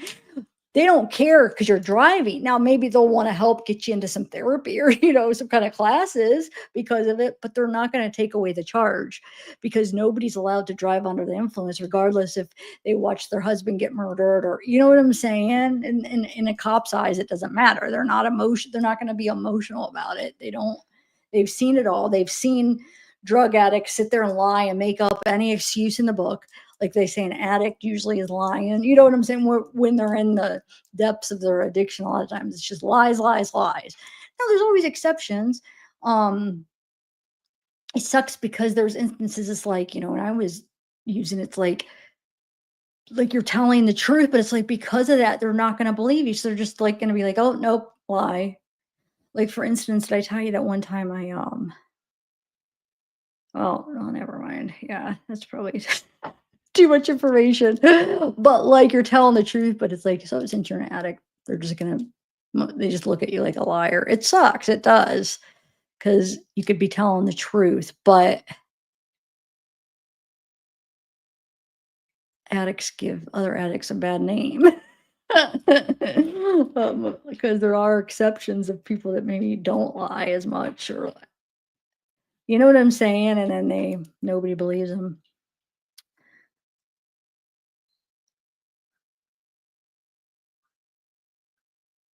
Oh, yeah, I forgot about that, Mary. That's right. So that's right. Remember? They said that the blood test was not in yet for that past DUI that they were waiting. That's right. I forgot about that. Did they say though? Somebody asked me, and I couldn't remember at the beginning. I didn't feel like rewinding it all the way from the beginning. But did they say when they did it? start off early enough where they said, this is the reason I'm pulling you over? I don't think it did. Because I'm just curious, like, what was it that she was doing that they pulled her over? Did they say? Or was there some kind of, I don't know. I don't think they did. I think the body cam came on after they had already maybe told her. Yeah. What are you saying?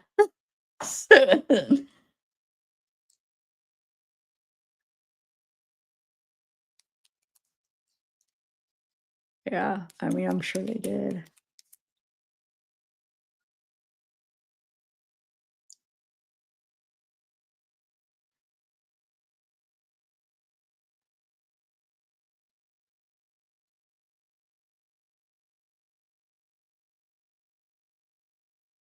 Oh, no, they definitely know who the driver is. They had talked to him early on, but they just never released it. They kept it like anonymous. They didn't tell us. They didn't tell the public her name or anything about her, but they said they had talked to her and that, obviously they didn't think that that the driver had anything to do with it.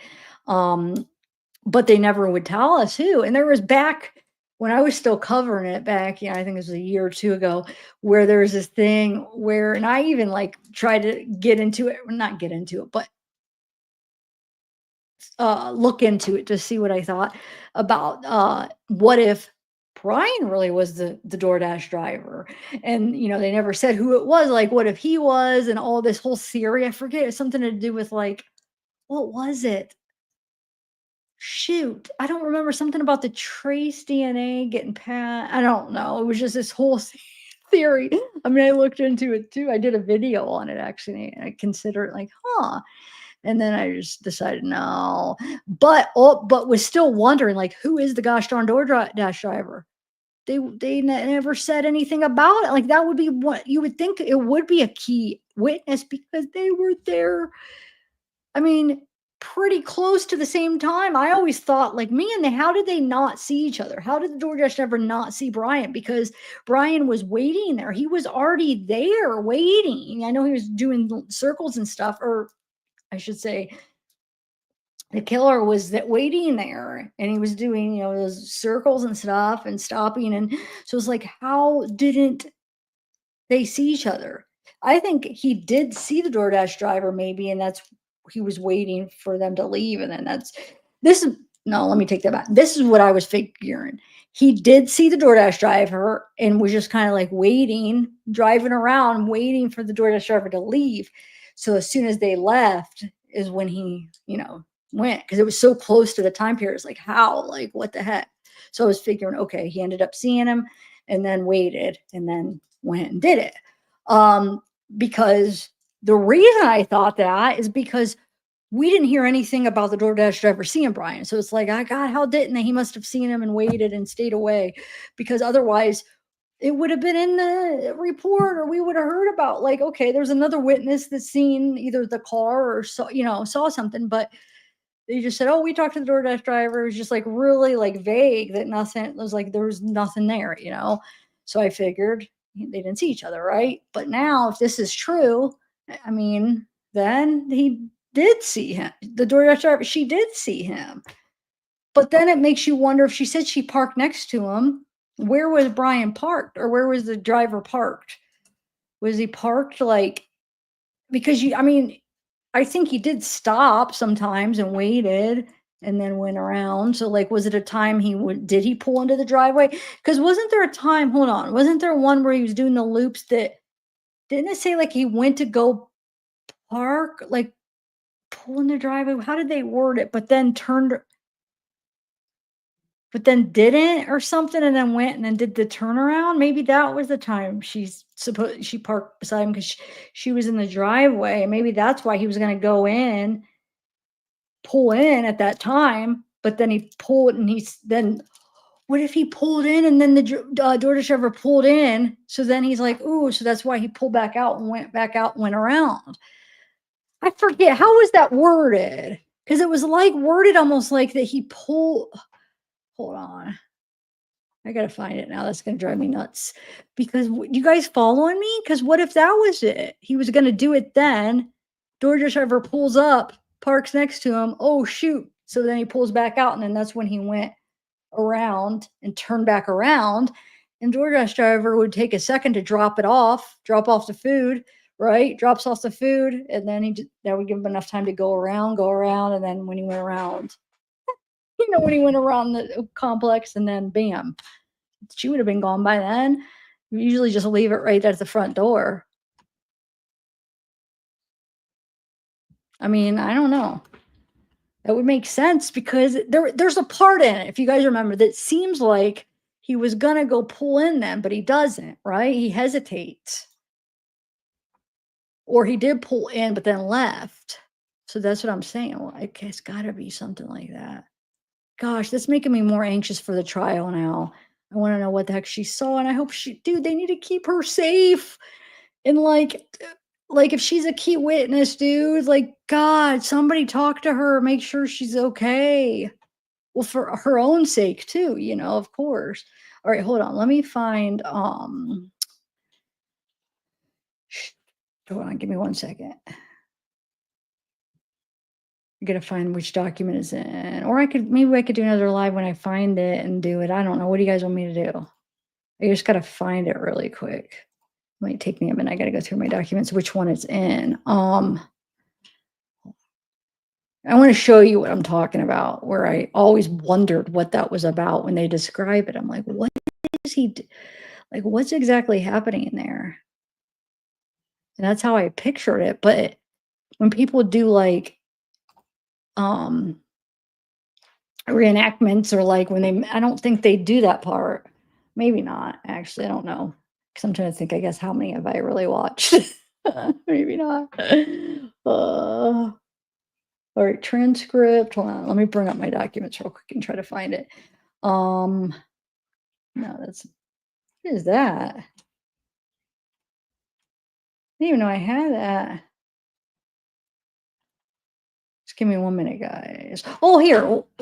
Oh, I know what I could play while I'm looking it up. Hold on. I have this Idaho Dateline. It's like I don't know if it's a teaser to that.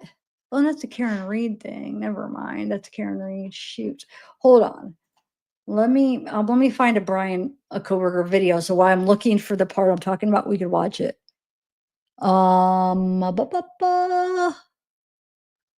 Let's do for Idaho video. All right, let's try this. I don't know. Or you guys don't like court TV? Do you?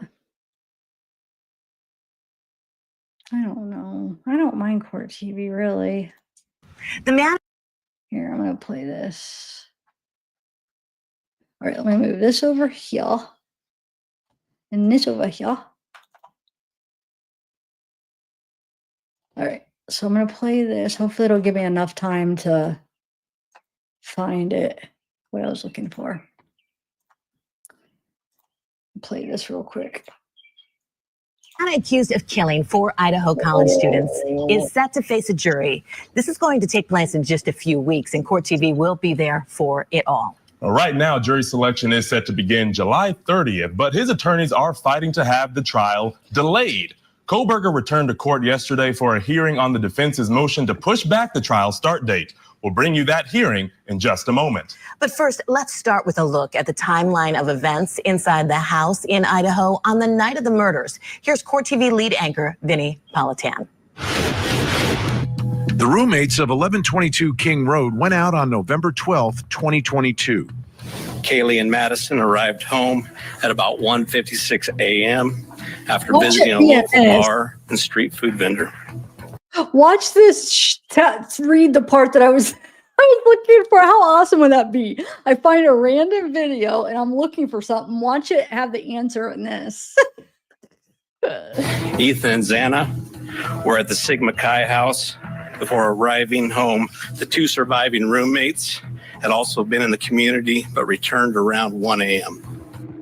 By 3:30 a.m., everyone is back at home, and a white sedan prosecutors say was driven by the defendant is caught by a neighbor's surveillance camera driving by. 3 minutes later, the same car drives past the house heading out of the neighborhood. Then at 3:38 a.m., the driver does a second drive-by.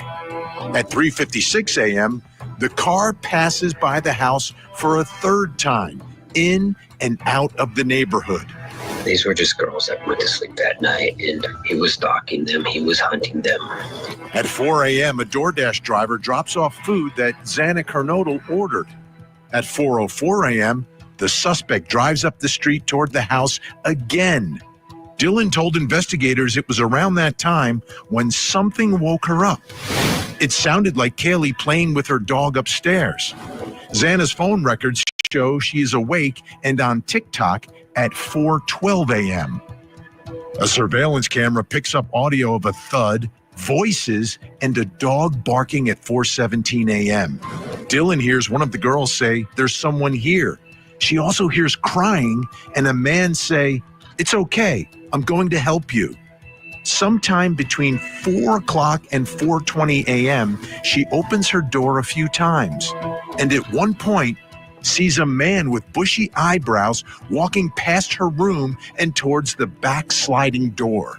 She described this person as being white, male, wearing all black, a few inches taller than her.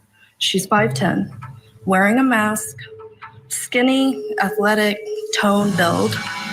Dylan calls and texts her roommates, but she's only able to reach Bethany. At 4:20 a.m., the car is seen on surveillance video again, this time leaving at a high rate of speed. Between 4:22 and 4:26, Dylan and Bethany send a flurry of text messages to each other. No one is answering. "I'm freaking out right now. Run down here." Dylan runs to Bethany's room, and on her way, she sees Xana lying on the floor of her bedroom. News Nation spoke with Kaylee's father about this. I just imagine her booking her tail off, going down those steps as fast as she possibly could, seeing something at the side of her eyes, and just running all the way down the step. At 4:32 a.m., Dylan sends a text to Kaylee, "Please answer."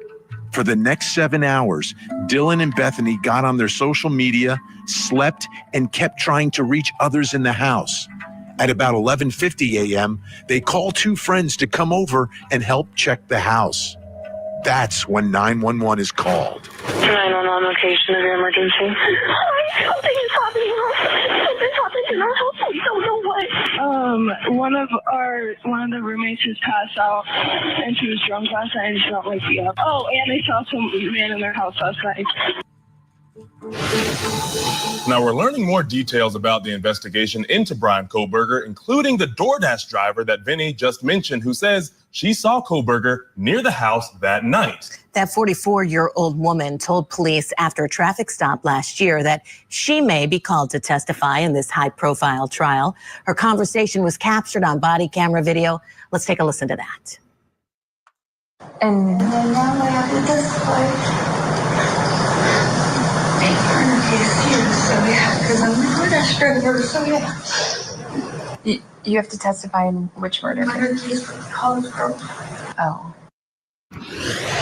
All right, let's bring in our guest this hour to discuss trial attorneys Cannon Kearney and Mackenzie Joy Brennan. And Mackenzie, I want to start with you. We have this new footage of this DoorDash driver that we've heard about since the beginning.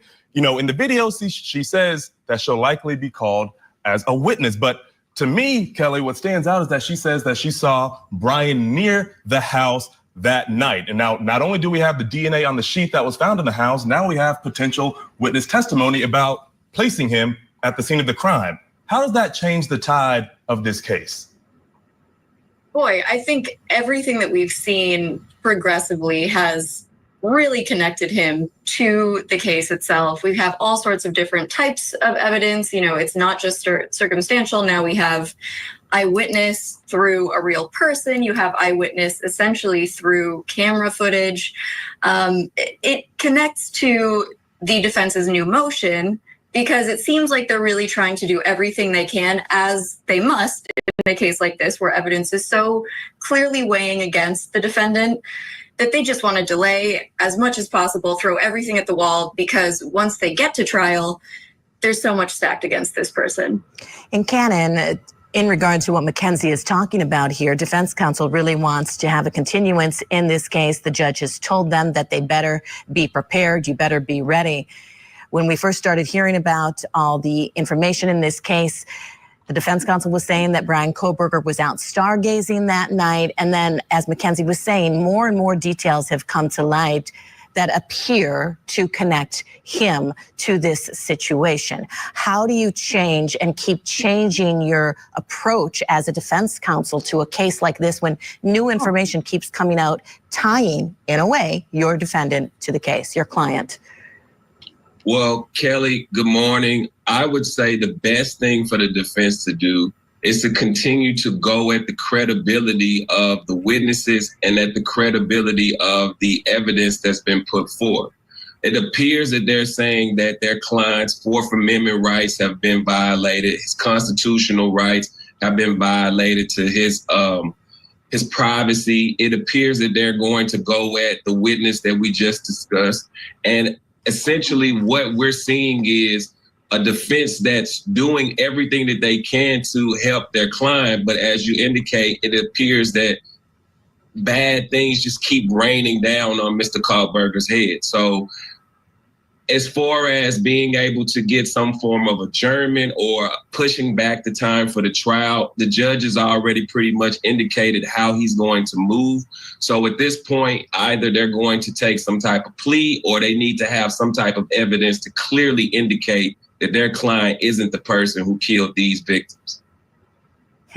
Yeah, I mean, it's going to be interesting to see if the state is going to offer a plea. I mean, I don't know, but it's a death penalty situation. And so we'll have to see, could maybe they take the death penalty off the table? I don't know, but we'll have to see if the trial moves forward. We assume it will. All right, Cannon, Dang it, I didn't find it. Not what I was trying to look for yet. Oh, well.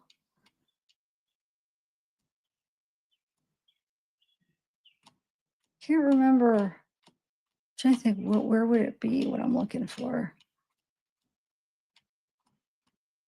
I mean, I have all the documents. There's just so many. It's like, I just feel like it was in one of the ones that I went over in the last couple months, like the last few videos that I did more recently, because I have done a few Kohberger. I probably done like 4 or 5 in the last few months. Not as, when it first happened, I was covering it. It was like my main case.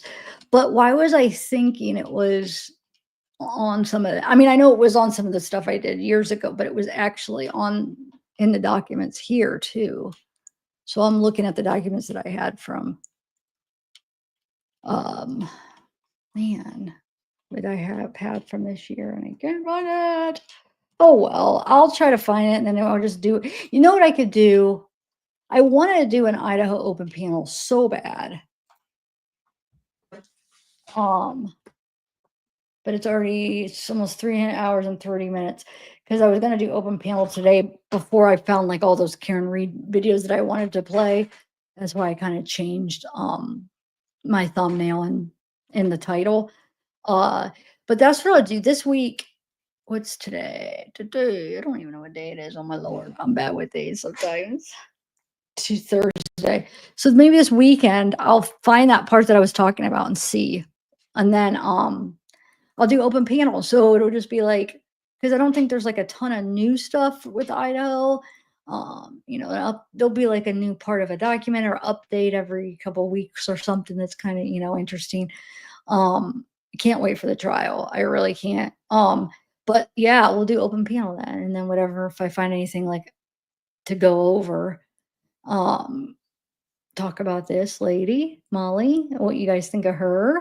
So if you guys are interested, think about it and come up for open panel. Last time I did 2 open panels last week, and out of the 2 open panels, 1 person came up. Jocelyn, are you here? Was the only one. The first day, nobody came up. The second time, 1 person. Come on, guys. So when I do it this weekend, please, somebody, I just want to get like a few people up to get a conversation going. So this weekend, either tomorrow or Saturday, or I don't know, would be a good day. And remember, you could just do audio. You don't need to show your face. But if you want to show your face, show it. It always, is appreciated if you get on video. But if you don't want to, that's fine too. There's people that have channels and their whole channel, they don't show their face. It's audio. So, I mean, you could come up as a guest and just do audio if you want. Oh yeah. Are you going to come up this weekend then? So you'd have to be tomorrow. I'll try if I'm in my studio. So you couldn't do it this like Saturday or Sunday? I'll try to get it ready tomorrow. I don't know. I can't make a promise tomorrow, but it'll either be tomorrow or this weekend. It's just tricky because sometimes it's like depending on what my mom has going on, and that's why I never usually I don't make things ahead of time, but I should. But hopefully I'll try tomorrow. It'll be tomorrow night, but if I can't tomorrow night, it'll be this weekend.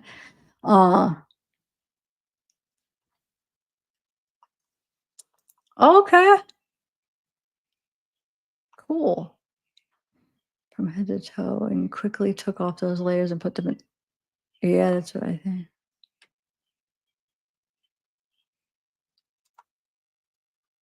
All right. Yeah, I'm gonna try to find that I was looking for. I can't believe you guys, they have not found Travis yet. And there's been another spotting where they think it was him. So I mean, it sounds like he's probably still alive. So I know a lot of people are like, well, because he's dead, but there was a spotting, was it today or yesterday? I don't know the date, just recently, where they think it was him. And then I saw another post. Well, now this is hearsay, this part. The other one is actually official. They made it was like a post, like a statement, where they did spot somebody that they think was him. But the hearsay part is somebody said that they knew how it is. Somebody, I don't know if they're married to this. I don't know. Somehow that somebody knew that they were able to confirm it was him because the tattoos matched. That's hearsay though. But what is official is that they said that they think that it was him. So it wasn't like for sure, but they think the person they spotted was him. So and there's like people's area, like farms and stuff. There's eggs missing and stuff, so, like gates open. So he's like, he's able to somehow like find food, steal eggs from people. There's been like, I don't know. It's just.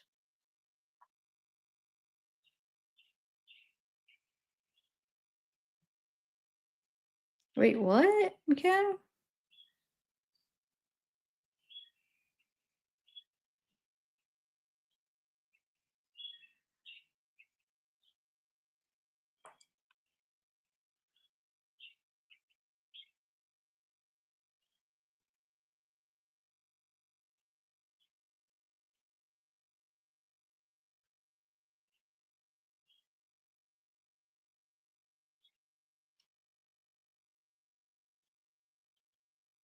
Uh-huh.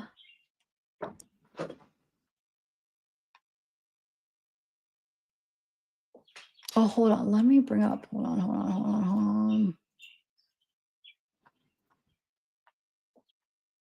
All right, there we go. I got it. Okay, guys, I'm gonna end it. So hopefully we'll see you tonight or tomorrow or this weekend, and have a little open pineapple. Oh, hey, allegedly innocent.